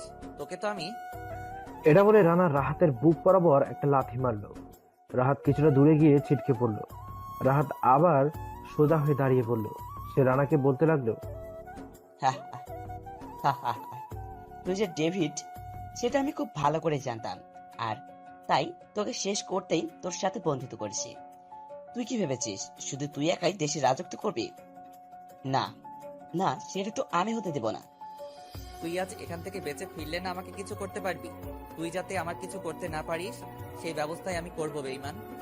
তুই কি ভেবেছিস আমাকে তুই মেরে ফেলে তুই বেঁচে যাবি? আজ তুই আমাকে মারবি, কাল তোর মৃত্যু তোর নিকট চলে আসবে। রাহাত, তুমি ওর সাথে কথা বলে শুধু শুধু সময় নষ্ট করছো কেন? ওকে এখানেই পুঁতে দাও। আমার লোকজন মেরেছে, ওকে তো আমি ছাড়বো না। তাই তোরা এখনো দাঁড়িয়ে কি দেখছিস? মেরে ফেল ওকে। বিধানের কথা শুনে বিধানের সাথে আসা লোকগুলো, রাহাতের লোকগুলো সবাই রানার উপর আক্রমণ করতে এগিয়ে আসতেই শিহাব সবাইকে নিয়ে তাদের মারতে শুরু করে। কিছুক্ষণ পর বিধান আর রাহাতের লোকজন মাটিতে পড়ে আছে নিষ্প্রাণ হয়ে, আর বিধান মাটিতে হাঁটু গেড়ে বসে আছে রানার সামনে আর ভয়ে কাঁপছে। কিরে, কোথায় গেল তোর সাহস? অনেক তো বকেছিলি, এখন কে বাঁচাবে তোকে? প্লিজ রানা, আমায় মাফ করে দাও। আমার ভুল হয়ে গেছে, আমি তোমায় চিনতে পারিনি। প্লিজ আমার জীবনটা ভিক্ষা দাও। বিধানের কথায় রানা হেসে বলে, নো নো মিস্টার বিধান, নো। আমি জঙ্গলের হিংস্র বাঘকে বিশ্বাস করতে পারি, কিন্তু কোনো মানুষরূপী পশুকে বিশ্বাস করি না। তাই তোমাকে যে আমি মাফ করতে পারি না। তুই এই সমাজের অনেক ক্ষতি করেছিস, তাই তোর আর বেঁচে থাকার কোনো অধিকার নেই। প্লিজ রানা, একটা বার সুযোগ দাও আমায়, আর কোনোদিন এসব কাজ করবো না। তোকে যে উপরে যেতেই হবে। সরি রে ইয়ার, তোকে ক্ষমা করতে পারতাম, কিন্তু তুই এমন একটা কাজ করেছিস যার জন্য তোকে বাঁচিয়ে রাখা সম্ভব নয়। কি করেছি আমি? তুই আমার ভালোবাসার মানুষটাকে কাঁদিয়েছিস, ওর চোখের পানি আমার সহ্য হয় না, আর তুই সেটাই করেছিস, তাই তোকে যে মরতেই হবে। এটা বলে বিধানকে কিছু বলার সুযোগ না দিয়ে তার মাথার মাঝখান একটা গুলি করে দিল রানা। বিধানের নিথ দেহটা মুখ থুবড়ে মাটিতে লুটে পড়ল। রানা শিহাবকে বলে, শিহাব, রাহাত যেখানে থাকুক না কেন, ওকে আমি আমার সামনে দেখতে চাই। বেঈমানটার বুক চিরে ওর কলিজাটা আমি বের করে আনবো। আমি দেখব যে ওর কলিজাটা কত বড়। আমি কে সেটা জানা সত্ত্বেও আমার বিরুদ্ধে ও ষড়যন্ত্র করেছে। ওকে এমন ভাবে মারবো যে আর কেউ কোনোদিন খারাপ কাজ করার আগে অন্তত 100 বার ভাববে। ওকে ভাই, আমি দেখছি। যা করার খুব তাড়াতাড়ি করো। ওকে ভাই। এরপর রানা তার বাড়িতে চলে যায়। এদিকে মন তো পাগলের মতো হয়ে গেছে। মনের সাথে ওই ঘটনা ঘটার পর আজ প্রায় 15 দিন রানা কলেজে আসে না, কারণ রানা সেদিনের সেই ঘটনার পর শহরের বাইরে যায় একটা গুরুত্বপূর্ণ কাজে, এবং সেখানে কাজটার জন্য সে আটকে যায়, তাই সে কলেজে আসতে পারেনি। এই 15 দিনে রানার প্রতি মনের ভালো লাগা কাজ করে। মন বুঝতে পারছে তার মনে রানার জন্য ভালোবাসার জন্ম নিয়েছে। 16 দিনের দিন রানা কলেজে আসে। আজ আর রানা খেয়েছে যে কলেজে আসেনি। কালো শু, কালো প্যান্ট, কোট, চুল স্পাইক করা, পুরো হিরোর মতো লাগছে তাকে। কলেজের সবাই দেখে তো পুরো হা করে তাকিয়ে আছে, সব থেকে মেয়েরাই বেশি তাকিয়ে আছে। মন এসব দেখে তো রাগে ফুলছে, কটমট করছে রাগে, আর নিজে নিজে বলছে, কুত্তা, হারামি, বিলাই, বাদর, কে বলেছে এত সেজেগুজে কলেজে আসতে? শয়তান ছেলে, দেখ কিভাবে মেয়েদের সাথে হেসে হেসে কথা বলছে। মনের মুখে এসব কথা শুনে দিয়া মনের দিকে হা করে তাকিয়ে আছে। কে কি ব্যাপার, এসব কি বলছিস? মানে কি বলতে চাইছিস তুই? মানে হচ্ছে ও এমন স্মার্ট হয়ে এসেছে, এতে মেয়েরা ওর দিকে আকর্ষিত হতেই পারে, ও মেয়েদের সাথে কথা বলতেই পারে, কিন্তু তাতে তুই জ্বলছিস কেন? কি প্রেমে পড়লি নাকি আবার? কুত্তি, দাঁড়া তুই, তোর হচ্ছে। শয়তান মাইয়া, দাঁড়া তুই। এটা বলেই মন দিয়াকে দৌড়ানি দিল। হঠাৎ দৌড়াতে দৌড়াতে মন গিয়ে রানার সাথে ধাক্কা খেয়ে নিচে পড়ে গেল।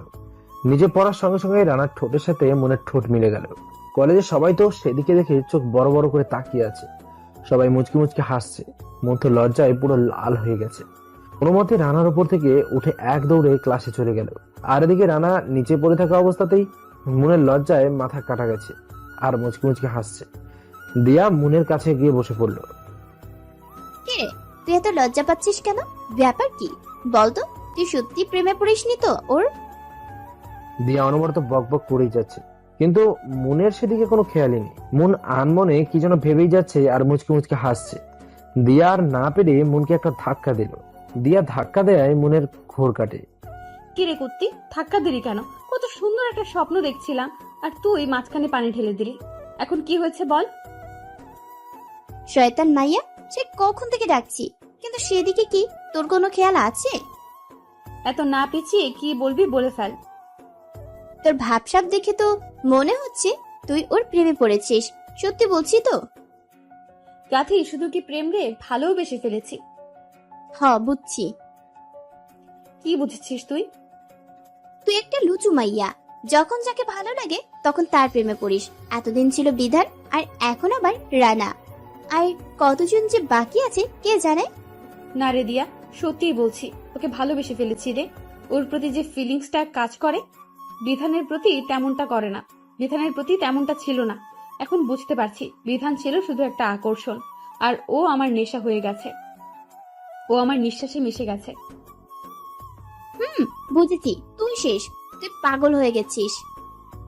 হ্যাঁ রে, সত্যিই পাগল হয়ে যাব ওকে না পেলে। আমি এই 15 দিনেই বুঝতে পেরেছি যে ওকেই আমার দরকার। এখনই তুই এতটা পাগল হয়ে গেছিস ওর প্রেমে মন। আর যদি সত্যিটা জানতে পারিস তাহলে তো তুই উন্মাদ হয়ে যাবি। কথাটা দিয়া মনে মনে বলল। দিয়া, হ্যাঁ হ্যাঁ, কি বলবি বল। দিয়া, কি ভাবছিস এত? ভাবছি তোকে আমার দুষ্টু মিষ্টি ভাবি বানাবো, বুঝেছিস? লজ্জায় মনের পুরো মুখ লাল হয়ে গেল। এর মধ্যে রানাও ক্লাসে চলে এলো। রানাকে দেখে তো মন মাথা নিচু করে বসে আছে, তাকাতে পারছে না রানার দিকে। রানা গিয়ে মনের পাশেই বসে পড়ল। এবার তো মনের প্রাণটা যায় যায় অবস্থা, শুধু কাঁপছে ভয়ে। এমনিতেই তো তাকাতে পারছে না লজ্জায়, তার মধ্যে এসে আবার পাশে বসেছে।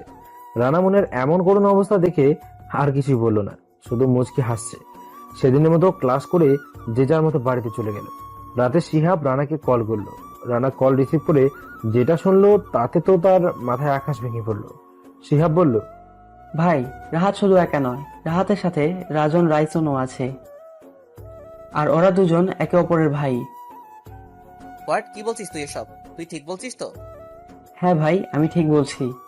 আমি রাহাতের পেছনে লোক লাগিয়েছিলাম, তারা আমাকে খবর দিয়েছে। আর হ্যাঁ ভাই, আরো একটা খবর, রিয়াও ওদের সাথে যুক্ত। কিন্তু আমি যেটা বুঝতে পারলাম, রিয়ার শত্রুতা ভাবির সাথে। ভাই, মানে রিয়ার শত্রুতা মনের সাথে? কি ওর মনের সাথে? কে ও? সরি ভাই, সেটা আমি জানি না, কিন্তু আমি বুঝতে পারলাম কিছু তো একটা রহস্য আছে। তুই আরো ভালো করে নজর রাখ, আর এদিকটা আমি সামলাচ্ছি। ওকে ভাই। পরদিন সকালবেলা রানা কলেজে ঢুকতেই কোথা থেকে একটা মেয়ে এসে রানাকে প্রপোজ করে বসলো। সেটা মন দেখে তো রাগে কটমট করছে। রানা তো মনের অবস্থা দেখে মজা নিচ্ছে। মনকে আরো রাগানোর জন্য রানা মেয়েটার হাত থেকে ফুল নিয়ে নিল। এবার তো মন রাগে পুরো ফায়ার। মেয়েটা উঠে দাঁড়িয়ে রানাকে খুশিতে জড়িয়ে ধরলো। মন এবার আর দাঁড়িয়ে থাকতে পারলো না। সে রানার কাছে এসেই মেয়েটাকে টেনে ছাড়িয়ে নেয়। ঠাস করে মেয়েটার গালে একটা চর বসিয়ে দিল। রানা তো মনের এমন কাণ্ড দেখে পুরোই অবাক। এই যে ম্যাডাম, সমস্যা কি আপনার? আপনি ওকে মারলেন কেন?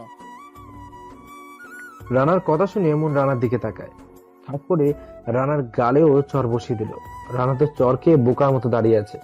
মন মেয়েটার দিকে আবার চোখ গরম করে তাকাতেই মেয়েটা ভয়ে সেখান থেকে চলে গেল। ব্যাপার কি? আপনি ওকেও মারলেন আবার আমাকেও মারলেন, সমস্যা কি আপনার? মন রানার কোনো কথার জবাব না দিয়ে রানার ঠোঁটের সাথে ঠোঁট মিলিয়ে দিল। মনের এমন কাজে রানা তো পুরো শকড। রানা বুঝতেই পারছে না যে তার সাথে কি হচ্ছে এটা। রানা বারবার ছোটার চেষ্টা করছে, কিন্তু কোনোভাবেই কোনো কাজ হচ্ছে না, কারণ মন রানার মাথার পেছনে হাত দিয়ে মাথার চুল শক্ত করে ধরে রেখেছে। মনের মন ভরে গেলে সে নিজেই রানাকে ছেড়ে দিল। রানা ছাড়া পেয়ে জোরে জোরে নিঃশ্বাস নিচ্ছিল। কি করলেন আপনি আমার সাথে এটা? কেন, ভালো লাগেনি? আর একটা দেবো নাকি? না, একদম না। এমন পচা জিনিস আমার আর দরকার নেই। কি বললে তুমি? পচা? এটা বলে মন আবারও রানাকে কিস করে বসলো। এবার তো রানার মাথায় আগুন জ্বলে উঠলো। মন ছেড়ে দিতেই রানা মনের গালে পাঁচ করে চর বসিয়ে দিল। মন তো চর খেয়ে কান্না করে দেওয়ার মতো অবস্থা, চোখে পানি টলমল করছে, মনে হচ্ছে হ্যাঁ এখনই বৃষ্টি হবে। পাগলামির একটা সীমা আছে।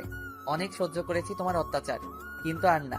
এরপর যদি এমন কিছু করো তাহলে খুব খারাপ হবে বলে দিলাম। বিশ্বাস করো রানা, খুব ভালোবেসে ফেলেছি তোমায়। তোমার সাথে আগে যে আচরণ করেছি তার জন্য মাফ চাইছি। প্লিজ মাফ করে দাও। ওকে ঠিক আছে, মাফ করে দিলাম। হয়েছে, এখন তুমি আসতে পারো। না হয়নি, আর কোথাও যাব না আমি। ভালোবাসি তোমায় আমি, কোথাও যাব না আমি। প্লিজ একটু ভালোবাসো আমায়। কথা দিচ্ছি কখনো অভিযোগের সুযোগ দেব না। প্লিজ একটু ভালোবাসো আমায়। সরি, আমার পক্ষে আপনাকে ভালোবাসা সম্ভব নয়। এটা বলে রানা সেখান থেকে চলে গেল, আর মন কাঁদতে কাঁদতে নিচে মাটিতে বসে পড়ল। দিয়া এসে মনের কাঁধে হাত রাখলো। মন এবার আর নিজেকে সামলাতে না পেরে সঙ্গে সঙ্গে দিয়াকে জড়িয়ে ধরে হাউমাউ করে কেঁদে দিল, আর বলতে লাগলো, বিশ্বাস করো দিয়া, এই কটা দিনে ওকে খুব ভালোবেসে ফেলেছি। আমি বুঝতেও পারিনি যে এই কটা দিনের মধ্যে কখন যে ওকে এতটা ভালোবেসে ফেললাম। বড্ড বেশি ভালোবাসি রে ওকে, বড্ড বেশি ভালোবাসি। জানি আমি, কিন্তু তুই কি জানিস যে ও তোকে কতটা ভালোবাসে? দিয়ার কথা শুনে মন অবাক চোখে দিয়ার দিকে তাকালো। তুই ভুল বলছিস দিয়া, ও আমাকে ভালোবাসে না, শুধু ঘৃণা করে আমাকে। না, ও তোকে ঘৃণা করে না, নিজের জীবনের চেয়েও বেশি ভালোবাসে তোকে। শুধু তোর কর্মকাণ্ডের জন্য একটু অভিমান জমেছে তোর উপর। তুই তো ওকে এখন ভালোবাসিস, কিন্তু তোকে ও আরো আগে থেকেই ভালোবাসে। মানে কি বলতে চাইছিস তুই? মনে আছে আমার এক চাচাতো বোনের বিয়েতে তোকে নিয়ে গিয়েছিলাম? মনে আছে। সেদিন ওই বিয়েতে তোকে দেখে ওর অনেক ভালো লেগে যায়, ধীরে ধীরে তোকে ভালোবাসতে শুরু করে। পরে আমাকে সবকিছু বলে। পরে আমি ওকে এই কলেজে ঢুকতে সাহায্য করি, কিন্তু ও যখন জানতে পারে যে তুই কিছুটা অহংকারী টাইপের, তখন ও চেয়েছিল তোর অহংকারটা দূর করতে। আর শুধু এজন্যই ওকে এতটা অপমান, কষ্ট, লাঞ্ছনা সহ্য করতে হয়েছে। ওর ভালোবাসার কাছে তোর ভালোবাসা কিছুই না। ওর মতো ভালো তুই এখনো বাসতে পারিসনি রে মন। দিয়ার কথা শুনে মন শুধুই কেঁদেই চলেছে। কিভাবে রানাকে মানাবে সে? রানা তো কোনোভাবেই মানছে না তাকে, কিন্তু সেও রানাকে এখন খুব ভালোবাসে। হঠাৎ মন কান্না বন্ধ করে চোখের পানি মুছে নিয়ে হঠাৎ দাঁড়ালো। তারপর বল, বিধান কোথায়? আজ রাতে নাকি বিদেশে মেয়ে পাচার হবে, তাই মনে হয় সেখানে গেছে। তুই সত্যি বলছিস তো? যদি মিথ্যা হয় তাহলে তোর কপালে খারাপই আছে। এখন আমাকে যেতে দিন প্লিজ। যাবি? ওকে যা, পালা। লোকটা ডেভিডের কথা দৌড়ে পালালো। লোকটা কিছু দূর যাওয়ার পর একটা গুলির আওয়াজ হলো। লোকটা মাটিতে মুখ থুবড়ে পড়ে গেল এবং সেখানেই মারা গেল। হ্যাঁ, লোকটাকে ডেভিডই গুলি করে মেরেছে। মন তো এসব দেখে তার মাথায় কিছুই ঢুকছে না। হঠাৎ কোথা থেকে যেন দিয়া চলে আসে সেখানে। দিয়াকে দেখে তো মন পুরোই অবাক। দিয়া, তুই এখানে এখানে কি করে আসলি তুই? দিয়া মনের কথা শুনে ঠাস করে মনের গালে চর বসিয়ে দেয়। তারপর বলতে লাগলো, হ্যাঁ আমি এখানে। আর এই যে যত লোক দেখতে পাচ্ছিস, এরা সবাই আমার কথাতেই এখানে এসেছে, শুধু তোকে বাঁচানোর জন্য। আর তুই বলেছিলি না যে আমার সাথে সম্পর্ক রাখবি না তুই? আজ আমি বলছি, হ্যাঁ আমি বলছি, তোর মতো অহংকারী মেয়ের সাথে আজ থেকে আমার কোনো সম্পর্ক নেই। ভুলে যাব যে আমার মন নামে কোনো বান্ধবী ছিল। এসব তুই কি বলছিস দিয়া? এমনটা বলিস না প্লিজ, আমায় মাফ করে দে। আর কোনো দিন আমি তোকে ভুল বুঝবো না। আমার একমাত্র বান্ধবী তুই। তুই আমায় ছেড়ে চলে গেলে আমি কাকে নিয়ে থাকবো রে? কেন, তোর বিধান কই? ওকে নিয়ে থাক। ও সে তো আবার তোকে ধোকা দিয়েছে, তাই না? তোর আশেপাশের যে মানুষগুলো তোকে ভালোবাসে, তুই তাদেরকেই সবসময় অপমান আর অবহেলা করে গেছিস, কিন্তু তারপরেও তারা সবসময় তোকে সব ধরনের বিপদ থেকে বাঁচিয়েছে। কি বলছিস তুই এগুলো? আমি তোর কথার কিছুই বুঝতে পারছি না। প্লিজ বুঝিয়ে বলবি একটু? এখনো তুই বুঝতে পারছিস না? না। এই যে লোকটাকে দেখছিস রুমাল দিয়ে বেঁধে রেখেছে, চিনিস একে? আমি কি করে চিনবো ওকে? ওর মুখই তো আমি দেখিনি এখন পর্যন্ত, কিন্তু ও তো বলল যে ওর ডেভিড। এই নামটা আমি অনেকবার শুনেছি, কিন্তু কখনো তাকে দেখিনি। মন এই কথা বলার সাথে সাথে দিয়া লোকটার মুখ থেকে রুমালটা টেনে খুলে ফেলল। তারপর বলল, এবার চিনতে পারছিস কিনা? দিয়ার কথায় মন লোকটার দিকে তাকিয়ে 1000 ভোল্টের শক খেলো।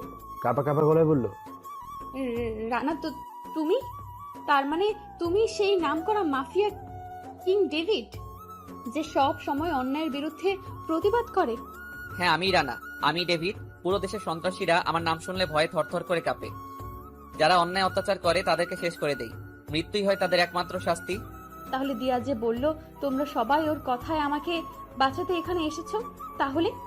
হ্যাঁ, ও না বললে আমি এখানে তোমার মতো অহংকারী মেয়েকে বাঁচাতে কখনোই আসতাম না। কিন্তু দিয়া তোমার স্পর্শ কি করে জানে? দিয়া আমার আপন মামাতো বোন। হোয়াট? ঠিকই বলছি, দিয়া আমার আপন মামাতো বোন। দিয়া এসব কি বলছে? হ্যাঁ, ও আমার ফুফাতো ভাই, আর আমি ওর মামাতো বোন। তাহলে এতদিন তুই আমাকে বলিসনি কেন? দিয়া কিছু না বলে চুপ করে দাঁড়িয়ে আছে।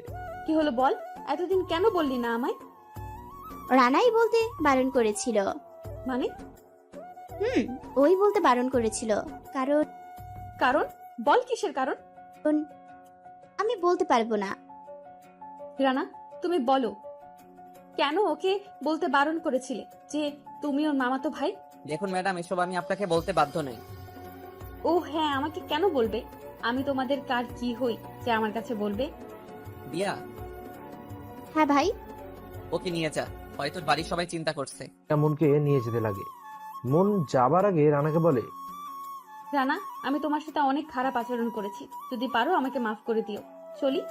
তারপর মন দিয়ার সাথে বাড়িতে চলে গেল। বাড়িতে ফিরে ফ্রেশ হয়ে ঘুমিয়ে পড়ল।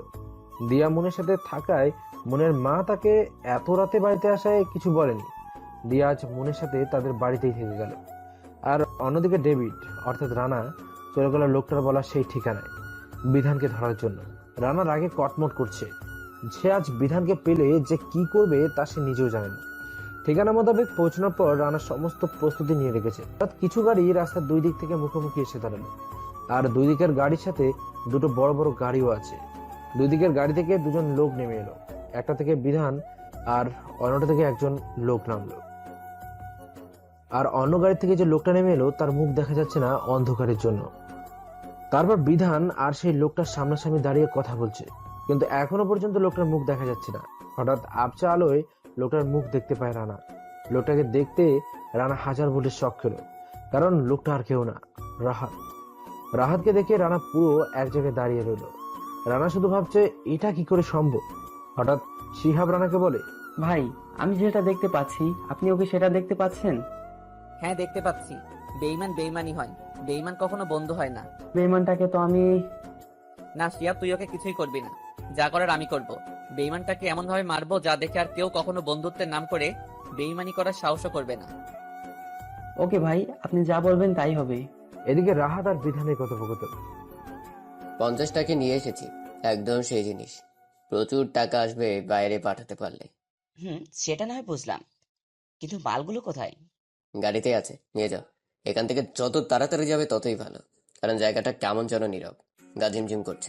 আরে তুমি তো দেখছি ভয় পাচ্ছ। এত ভয় পেলে এই পথে চলা যায় না। তুমি তো দেখছি অল্পতে ভয়ে কচুমচু হয়ে যাচ্ছ।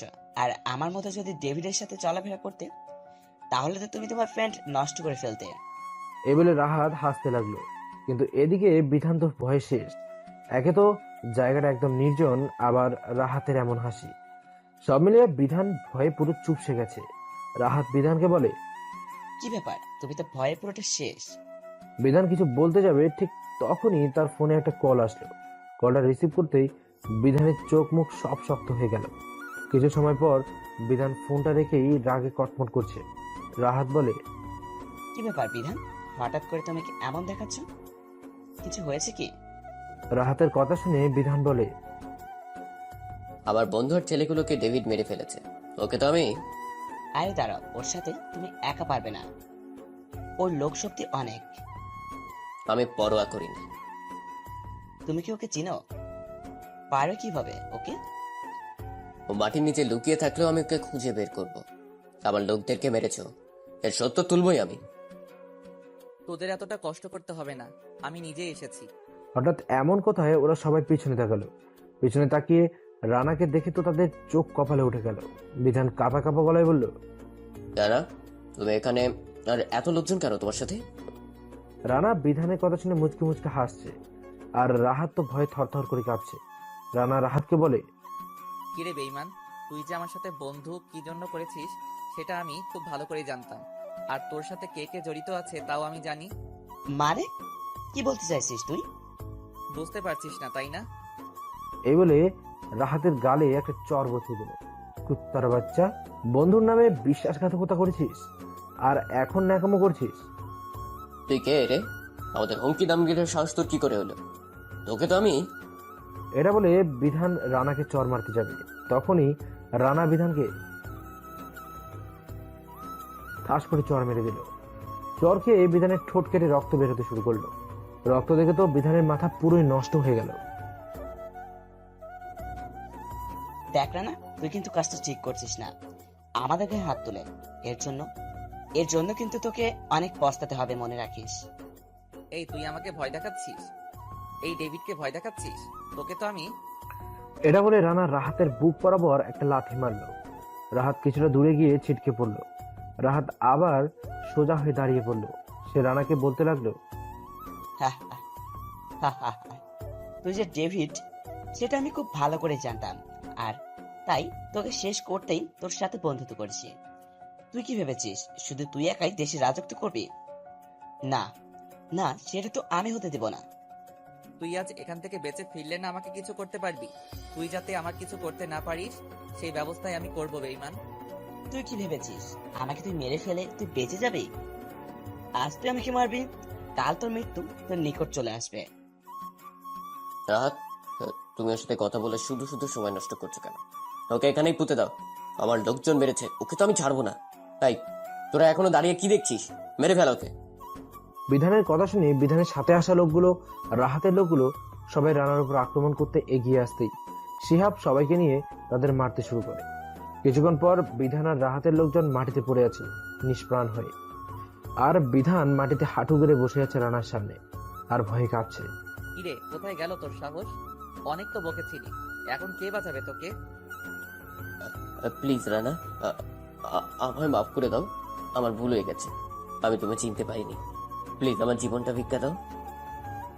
বিধানের কথায় রানা হেসে বলে, নো নো মিস্টার বিধান, নো। আমি জঙ্গলের হিংস্র বাঘকে বিশ্বাস করতে পারি, কিন্তু কোনো মানুষরূপী পশুকে বিশ্বাস করি না। তাই তোমাকে যে আমি মাফ করতে পারি না। তুই এই সমাজের অনেক ক্ষতি করেছিস, তাই তোর আর বেঁচে থাকার কোনো অধিকার নেই। প্লিজ রানা, একটা বার সুযোগ দেওয়া হয়, আর কোনোদিন এসব কাজ করবো না। তোকে যে উপরে যেতেই হবে। সরি রে ইয়ার, তোকে ক্ষমা করতে পারতাম, কিন্তু তুই এমন একটা কাজ করেছিস যার জন্য তোকে বাঁচিয়ে রাখা সম্ভব নয়। কি করেছি আমি? তুই আমার ভালোবাসার মানুষটাকে কাঁদিয়েছিস। ওর চোখের পানি আমার সহ্য হয় না, আর তুই সেটাই করেছিস, তাই তোকে যে মরতেই হবে। এটা বলে বিধানকে কিছু বলার সুযোগ না দিয়ে তার মাথার মাঝখান একটা গুলি করে দিল রানা। বিধানের নিথ দেহটা মুখ থুবড়ে মাটিতে লুটে পড়ল। রানা শিহাবকে বলে, শিহাব, রাহাত যেখানে থাকুক না কেন, ওকে আমি আমার সামনে দেখতে চাই। বেঈমানটার বুক চিরে ওর কলিজাটা আমি বের করে আনবো। আমি দেখবো যে ওর কলিজাটা কত বড়। আমি কে সেটা জানা সত্ত্বেও আমার বিরুদ্ধে ও ষড়যন্ত্র করেছে। ওকে এমন ভাবে মারবো যে আর কেউ কোনোদিন খারাপ কাজ করার আগে অন্তত 100 বার ভাববে। ওকে ভাই, আমি দেখছি। যা করার খুব তাড়াতাড়ি করো। ওকে ভাই। এরপর রানা তার বাড়িতে চলে যায়। এদিকে মন তো পাগলের মতো হয়ে গেছে। মনের সাথে ওই ঘটনা ঘটার পর আজ প্রায় 15 দিন রানা কলেজে আসে না, কারণ রানা সেদিনের সেই ঘটনার পর শহরের বাইরে যায় একটা গুরুত্বপূর্ণ কাজে, এবং সেখানে কাজটার জন্য সে আটকে যায়, তাই সে কলেজে আসতে পারেনি। এই 15 দিনে রানার প্রতি মনের ভালো লাগা কাজ করে। মন বুঝতে পারছে তার মনে রানার জন্য ভালোবাসার জন্ম নিয়েছে। 16 দিনের দিন রানা কলেজে আসে। আজ আর রানা খেলছে যে কলেজে আসে। কালো শু, কালো প্যান্ট, কোট, চুল স্পাইক করা, পুরো হিরোর মতো লাগছে তাকে। কলেজের সবাই দেখে তো পুরো হা করে তাকিয়ে আছে, সব থেকে মেয়েরাই বেশি তাকিয়ে আছে। মন এসব দেখে তো রাগে ফুলছে, কটমট করছে রাগে, আর নিজে নিজে বলছে, কুত্তা হারামি বিলাই বাদর, কে বলেছে এত সেজেগুজে কলেজে আসতে? শয়তান ছেলে, দেখ কিভাবে মেয়েদের সাথে হেসে হেসে কথা বলছে। মনের মুখে এসব কথা শুনে দিয়া মনের দিকে হা করে তাকিয়ে আছে। কি রে, কি ব্যাপার? এসব কি বলছিস? মানে কি বলতে চাইছিস তুই? মানে হচ্ছে ও এমন স্মার্ট হয়ে এসেছে, এতে মেয়েরা ওর দিকে আকর্ষিত হতেই পারে, ও মেয়েদের সাথে কথা বলতেই পারে, কিন্তু তাতে তুই জ্বলছিস কেন? কি প্রেমে পড়লি নাকি আবার? কুত্তি দাঁড়া তুই, তোর হচ্ছে। শয়তান মাইয়া, দাঁড়া তুই। এটা বলেই মন দিয়াকে দৌড়ানি দিল। হঠাৎ দৌড়াতে দৌড়াতে মন গিয়ে রানার সাথে ধাক্কা খেয়ে নিচে পড়ে গেল। নিচে পড়ার সঙ্গে সঙ্গে রানার ঠোঁটের সাথে মনের ঠোঁট মিলে গেল। কলেজে সবাই তো সেদিকে দেখে চোখ বড় বড় করে তাকিয়ে আছে। সবাই মুচকি মুচকি হাসছে। মন তো লজ্জায় পুরো লাল হয়ে গেছে। কোনো মতে রানার উপর থেকে উঠে এক দৌড়ে ক্লাসে চলে গেল।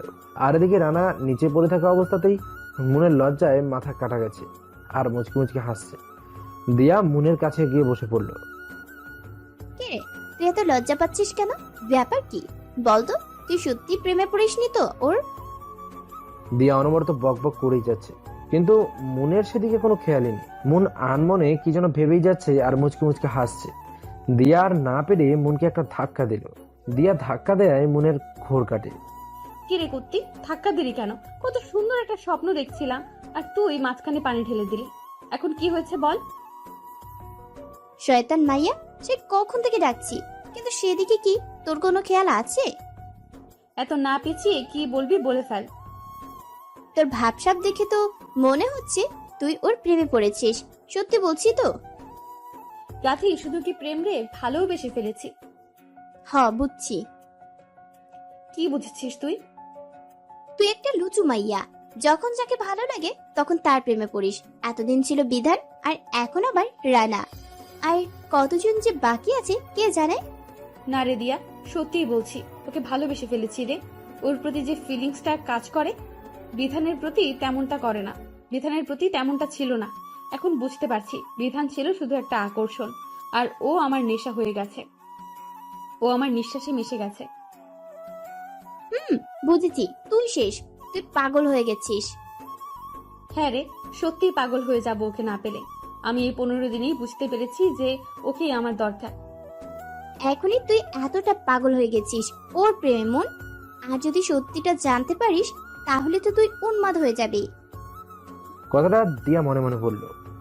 দিয়া, আই হ্যাঁ হ্যাঁ, কি বলবি বল। দিয়া, কি ভাবছিস এত?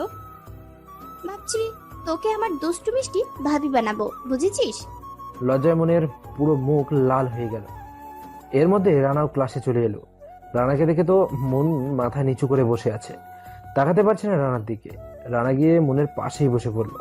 এবার তো মনের প্রাণটা যায় যায় অবস্থা, শুধু কাঁপছে ভয়ে।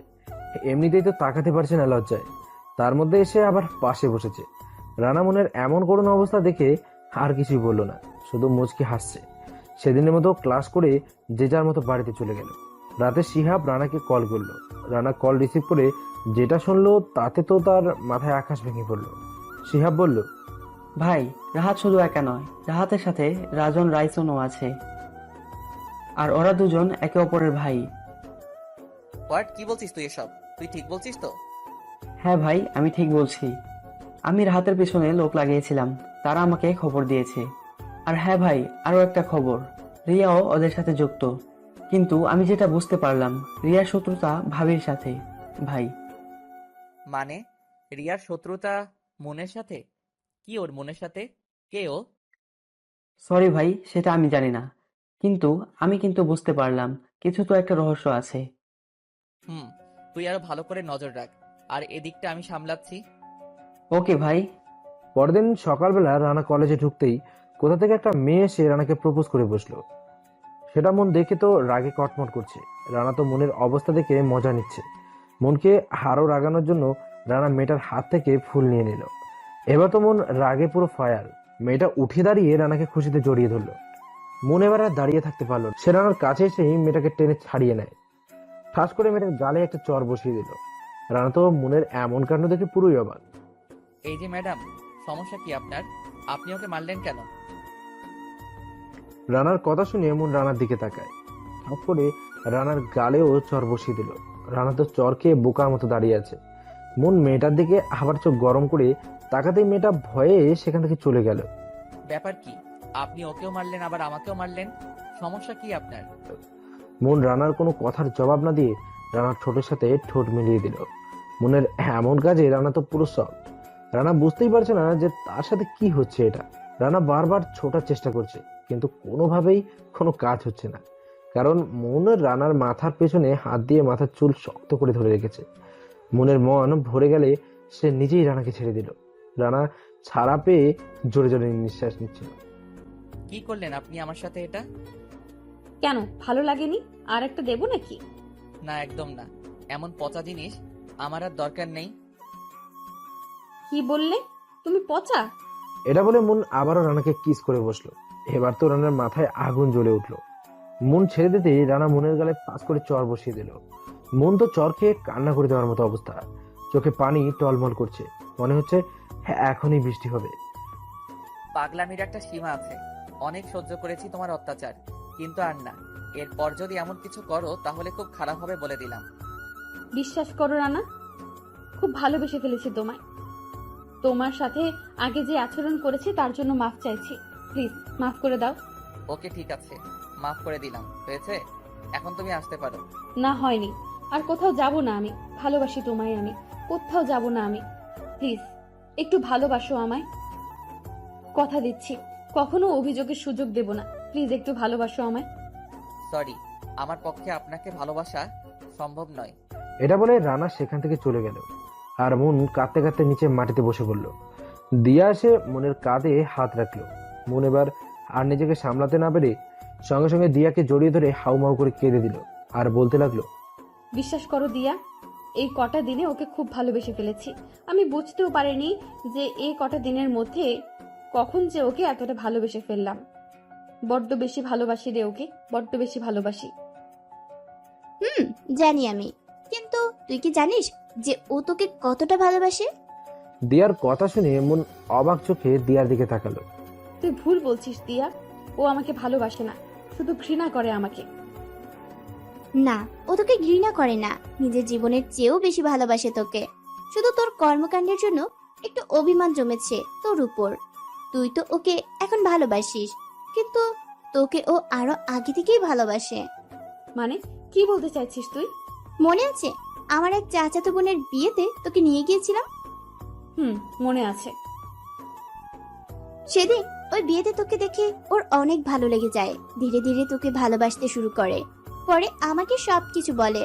পরে আমি ওকে এই কলেজে ঢুকতে সাহায্য করি। কিন্তু ও যখন জানতে পারে যে তুই কিছুটা অহংকারী টাইপের, তখন ও চেয়েছিল তোর অহংকারটা দূর করতে। আর শুধু এজন্যই ওকে এতটা অপমান, কষ্ট, লাঞ্ছনা সহ্য করতে হয়েছে। ওর ভালোবাসার কাছে তোর ভালোবাসা কিছুই না। ওর মতো ভালো তুই এখনো বাসতে পারিসনি রে মন। দিয়ার কথা শুনে মন শুধুই কেঁদেই চলেছে। কিভাবে রানাকে মানাবে সে? রানা তো কোনোভাবেই মানছে না তাকে, কিন্তু সেও রানাকে এখন খুব ভালোবাসে। হঠাৎ মন কান্না বন্ধ করে চোখের পানি মুছে নিয়ে হঠাৎ দাঁড়ালো। তারপর, ভাই তুই এটা কি করলি? তুই না ওকে ভালোবাসতি, তাহলে তুই এমনটা কেন করলি ওর সাথে? তুই কি ভুলে গেছিস দিয়া, ও আমার সাথে কি করেছিল? কতটা ভালোবাসতাম আমি ওকে। আর ও দেখ ভাই, যেটা হয়ে গেছে সেটা অতীত। এখন তো তোকে ভালোবাসে, তাই না? তাহলে কেন ওকে দূরে ঠেলে দিচ্ছিস?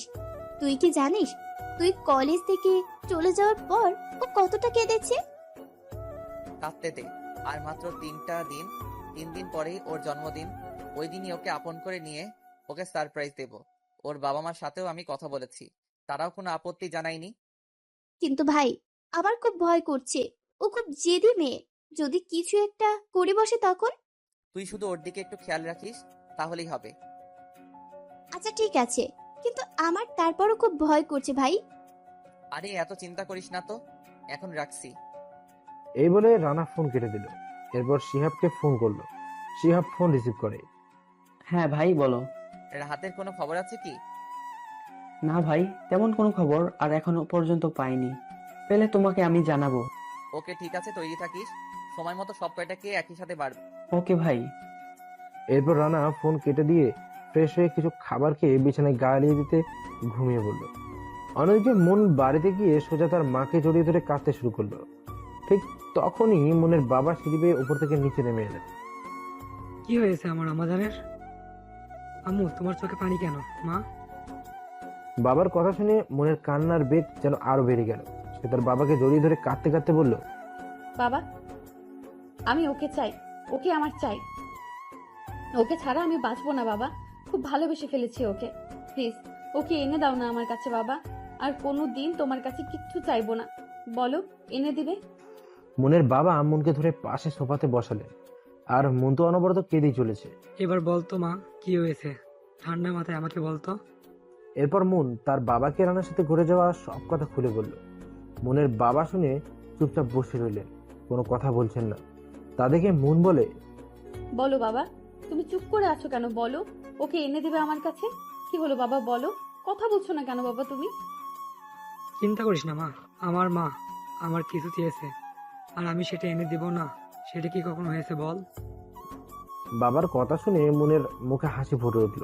মনের বাবা মেয়ের চোখের পানি মুছে দিয়ে কপালে একটু চুমু খেল। পাগলি মেয়ে, শুধু শুধু কাঁদে। তোর এই বাবা জীবিত থাকতে তুই কাঁদবি না, বুঝতে পেরেছিস? এবার একটু হাস মা। বাবার কথা শুনে মন মুচকি মুচকি হাসলো। তারপর নিজের রুমে চলে গেল ফ্রেশ হতে। মন যেতেই মনের বাবা বলে, আমাদের সেই ছোট্ট মন কত বড় হয়ে গেছে, তাই না মমতা? জানো মমতা, যখন ও চলে যাবে তখন আমার খুব কষ্ট হবে মমতা, খুব কষ্ট হবে। বলেই কেঁদে দিলেন মনের বাবা। আর মন এসব আড়াল থেকে দেখে সেও আড়ালে দাঁড়িয়ে দাঁড়িয়ে কাঁদছে। কষ্টে তার বুকটাও ফেটে যাচ্ছে। কিন্তু হঠাৎ তার বাবার কথা শুনে মনের মুখে হাসি ফুটে উঠল। মনের মা মনের বাবাকে বলে, কেঁদো না তুমি। মুনের বিয়েটা যার সাথে দেব আমরা, তাকেও ওই বাড়িতে রেখে দেবো, তাহলেই তো হয়, তাই না? কিন্তু সে যদি রাজি না হয় আমাদের বাড়িতে থাকতে? আরে ওকে বললেই ও রাজি হয়ে যাবে। ওকে আমি খুব ভালো করেই চিনি। ও খুব ভালো ছেলে, খুব ভালোবাসে মনকে। জানি আমি সেটা। আর তাই তো রানা একজন মাফিয়া কিং হওয়া সত্ত্বেও অনেক আগেই তার সাথে মনের বিয়ে ঠিক করে রেখেছি। রানার নামটা শুনে তো মনের আর কিছুই বুঝতে বাকি রইল না যে রানার সাথে মনের বিয়ে ঠিক করে রেখেছে, তাও অনেক আগে। মনের তো এবার খুশিতে নাচতে ইচ্ছে করছিল। সে তার রুমে গিয়ে রানাকে নিয়ে হাজার স্বপ্ন দেখতে দেখতে কখন যে ঘুমিয়ে পড়লো তা সে নিজেও জানে না। পরের দিন সকালে রানা কলেজে ঢুকছিল, অমনি মনের সাথে ধাক্কা খেয়ে নিচে পড়ে গেল। নিচে পড়ার সঙ্গে সঙ্গে তাদের চার ঠোঁট আবার এক হয়ে গেল। মন তো রানার ঠোঁটের স্পর্শ পেয়ে পুরো পাথর হয়ে গেছে। সে চুপচাপ নিচেই পড়ে আছে আর রানার স্পর্শ অনুভব করছে। কলেজের সবার দৃষ্টি এখন তাদের দিকে। ওদের অবস্থা থেকে দিয়া হঠাৎ হেসে উঠল। এই যে রোমিও জুলিয়েট, আপনাদের কলেজের সবাই দেখছে। এভাবে আর কতক্ষণ থাকবেন? এবার উঠুন। দিয়ার কথায় দুজনেই লজ্জা পেয়ে উঠে গেল। মন নিচে থেকে উঠে দাঁড়িয়ে কোনো কথা না বলে সোজা ক্লাসরুমে চলে গেল। মনের এমন অবস্থা দেখে দিয়া ভাবছে হয়তো মন লজ্জা পেয়েছে, কিন্তু এদিকে রানা ভাবছে অন্য কিছু। রানা ভাবছে, যা বাবা, এই মেয়ের আবার হঠাৎ করে কি হলো? এমন বিহেভ করছে যেন আমাকে চিনেই না, আমি যেন কোনো অপরিচিত লোক। রানা এসব ভাবছে তখন দিয়ার ডাকে হুঁশ আসে। ভাই, এ ভাই, কি রে, শুনতে পাচ্ছিস আমার কথা? কি রে, কি হলোটা কি তোর? দিয়া এত ডাকাডাকি করছে, তারপরেও রানার কোনো হুঁশ নেই। তাই দিয়া বাধ্য হয়ে রানাকে ধাক্কা দিতেই রানা হচকচিয়ে উঠল। হ্যাঁ হ্যাঁ, কিছু বলবি? কি হলো তোর? কি ভাবছিস তুই এত মনোযোগ দিয়ে? ভাবছি এই মেয়ের আবার কি হলো হঠাৎ করে? এমন ভাব নিল যে একটু আগে কিছুই হয়নি, ব্যাপারটা কি? আরে এতে এত ভাবার কি আছে?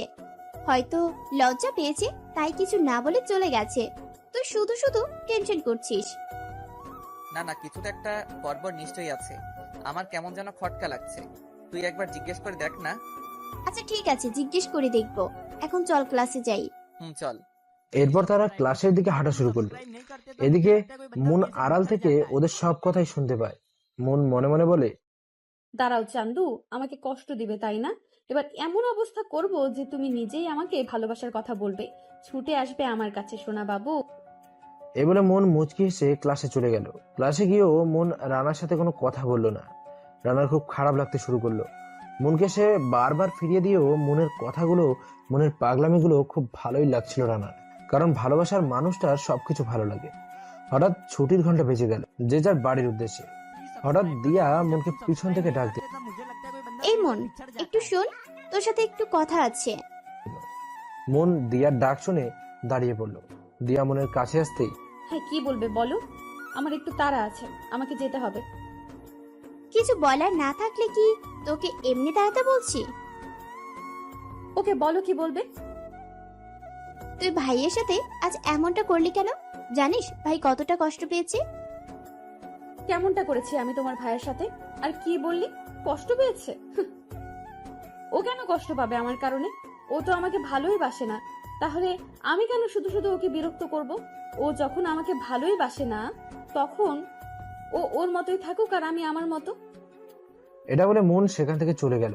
আর দিয়া মনের যাওয়ার দিকে হা করে তাকিয়ে আছে আর ভাবছে, এ কি সেই মন যে তার বান্ধবী যে রানাকে ভালোবাসতো, এক রাতের মধ্যে এতটা পরিবর্তন কি করে হতে পারে? ভেবে পাচ্ছে না দিয়া। দিয়া রানাকে ফোন করে সবটা খুলে বলে। রানা সবটা শুনে বলে, চল। আচ্ছা, তাহলে মহারানীর একটু অভিমান হয়েছে তাই তো? ওকে আর একটা দিন পরেই একদম আপন করে নেব, তখন তো আর কোনো অভিমান থাকবে না। আচ্ছা রাখছি আমি, তুই ভালো থাকিস। তুইও ভালো থাকিস ভাই। দিয়া ফোনটা কেটে দিয়ে রওনা হলো বাড়ির উদ্দেশ্যে। পরের দিন সকালে মন ঘুম থেকে উঠে ফ্রেশ হয়ে হালকা নাস্তা করে কলেজের উদ্দেশ্যে বেরিয়ে পড়ল। কিন্তু কলেজে গিয়ে মনের মনটা খুবই খারাপ হয়ে গেল, কারণ রানা আজ কলেজে আসেনি। মনের মনটা খুবই ছটফট করতে লাগলো রানাকে একবার দেখার জন্য, কিন্তু রানার কোনো খবর নেই। দেখতে দেখতে ক্লাসের ঘন্টা বেজে গেল, কিন্তু রানার কোনো খবর নেই। আজ দিয়াও কলেজে গেল। একবার দিয়ার কাছে যে জিজ্ঞেস করবে রানার কথা, তারও কোনো উপায় নেই। মন কোনো মতে ক্লাস শেষ করে বাড়ির দিকে হাঁটা ধরল। আজ মনের খুব কষ্ট হচ্ছে। রাস্তার পাশ দিয়ে হেঁটে চলেছে মন। হঠাৎ দমকা হাওয়ায় আর আকাশের বজ্রপাতের সঙ্গে বৃষ্টি শুরু হলো। মনের সেদিকে কোনো ভ্রুক্ষেপই নেই। একদিকে বৃষ্টি পড়ছে আর অন্যদিকে তার চোখ দিয়েও বৃষ্টির মতো পানি ঝরছে। কষ্টে বুকটা ফেটে যাচ্ছে তার। চেয়েছিল রানাকে কষ্ট দিতে, কিন্তু এখন উল্টো নিজেই কষ্ট পাচ্ছে। রানাকে এক মুহূর্ত না দেখতে পেয়ে খুব কষ্ট হচ্ছে তার। মন ধীর পায়ে হাঁটতে হাঁটতে বাড়িতে চলে এলো। দরজার সামনে এসে কলিং বেল চাপা দিতেই তার মা এসে দরজা খুলে দিল। মন বৃষ্টিতে কাক ভেজা হয়ে গেছে। তার মা তার এমন অবস্থা দেখে বলল, কিরে, তুই এভাবে বৃষ্টিতে কেন ভিজছিস? তুই জানিস না বৃষ্টিতে ভিজলে তোর শরীরে জ্বর চলে আসে? রাতে যদি জ্বর আসে তখন কি করবি? হ্যাঁ, মন তার মায়ের কথার কোনো জবাব না দিয়ে সোজা নিজের রুমে চলে গেল। তারপর ফ্রেশ হয়ে শুয়ে পড়ল। বিকেলে তার মা তাকে ডাকতে এসে দেখে মন জ্বরে কাঁপছে, আর জ্বরের কারণে ঘুমের ঘোরে আবল তাবল বকছে। আজ মনের বাবা বাড়িতে নেই। মমতা বেগম কি করবে বুঝতে পারছে না। সে রানাকে ফোন দিয়ে সবটা বলল। রানা কিছু সময় পর মনদের বাড়িতে চলে এলো। সঙ্গে একজন ডাক্তার নিয়ে এসেছে রানা। এসে মনের মাকে জিজ্ঞেস করলো, আন্টি মন কোথায়? ওর রুমেই আছে বাবা, এসো তুমি আমার সাথে। রানা মমতা বেগমের পেছন পেছন মনের রুমে গেল। গিয়ে দেখে মন জ্বরে কাঁপছে। রানা গিয়ে মনের মাথায় কাছে বসে পড়ল। মনের মাথাটা নিজের কোলে নিয়ে বসে পড়ল। ডাক্তার কিছু ওষুধ লিখে দিয়ে চলে গেল। মমতা বেগম বললেন, রানা, তুমি আজ আমাদের বাড়িতে মনের কাছেই থেকে যাও। ওর বাবা আজ বাড়িতে নেই, আমার খুব ভয় করছে ওকে নিয়ে। কিন্তু আন্টি। কোনো সমস্যা নেই বাবা, তুমি থাকো, আমি তোমাদের খাবারের ব্যবস্থা করছি। ঠিক আছে আন্টি, আমি ওর কাছেই আছি। আর হ্যাঁ, ওর জন্য একটু স্যুপের ব্যবস্থা করুন। আচ্ছা বাবা, ঠিক আছে। মমতা বেগম রুম থেকে বেরিয়ে যায়। এদিকে মুন ঘুমের ঘোরে বারবার বলছে, রানা প্লিজ আমায় মাফ করে দাও, প্লিজ মাফ করে দাও প্লিজ। খুব ভালোবেসে ফেলেছি তোমায়, মরে যাব তোমায় ছাড়া। ঘুমের ঘোরে এসব বলছে। এসব শুনে রানার চোখ থেকে দুপুরে জল গড়িয়ে পড়লো মনের মুখের ওপর। রানার চোখের জল মনের মুখের উপর পড়তেই মনের ঘুম ভেঙে যায়। ঘুম ভাঙতেই মন দেখে যে রানা তার মাথাটা কোলে নিয়ে বসে আছে, আর রানার চোখ দিয়ে জল গড়িয়ে পড়ছে। এসব দেখে মন উঠে বসলো। মনের মাথাটা ভারী হয়ে আসছে জ্বরের কারণে। সোজা হয়ে বসে থাকতো তার কষ্ট হচ্ছে। তারপরেও রানাকে কাঁপা কাঁপা কণ্ঠে বলল, তো তুমি আমার রুমে কি করে? তারপর রানা মনকে সবটাই বলে। সবটা শুনে মন বলে, কেন এসেছো এখানে? কেন এসেছো এখন? তুমি তো এটাই চেয়েছিলে যে আমি কষ্ট পাই, তাহলে কেন এসেছো? চলে যাও, কাউকে দরকার নেই আমার, আমি একাই ভালো আছি। বলে মন কান্না শুরু করে দিল।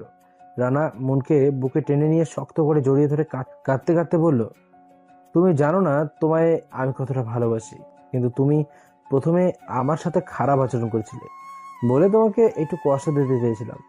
আর কাল তোমার জন্মদিন, আর তাই ভেবে রেখেছিলাম যে কাল তোমাকে জন্মদিনে সারপ্রাইজ গিফট দেবো আর আমার ভালোবাসা দিয়ে আপন করে নেব। তার আগে কত কিছু যে হয়ে গেল, তোমাকে কষ্ট দিতে গিয়ে এখন নিজেই কষ্ট পাচ্ছি। মন রানার চোখের পানি খুঁজে দিয়ে কপালে একটা চুমু দিয়ে বলল, খুব ভালোবাসি তোমায়, খুব।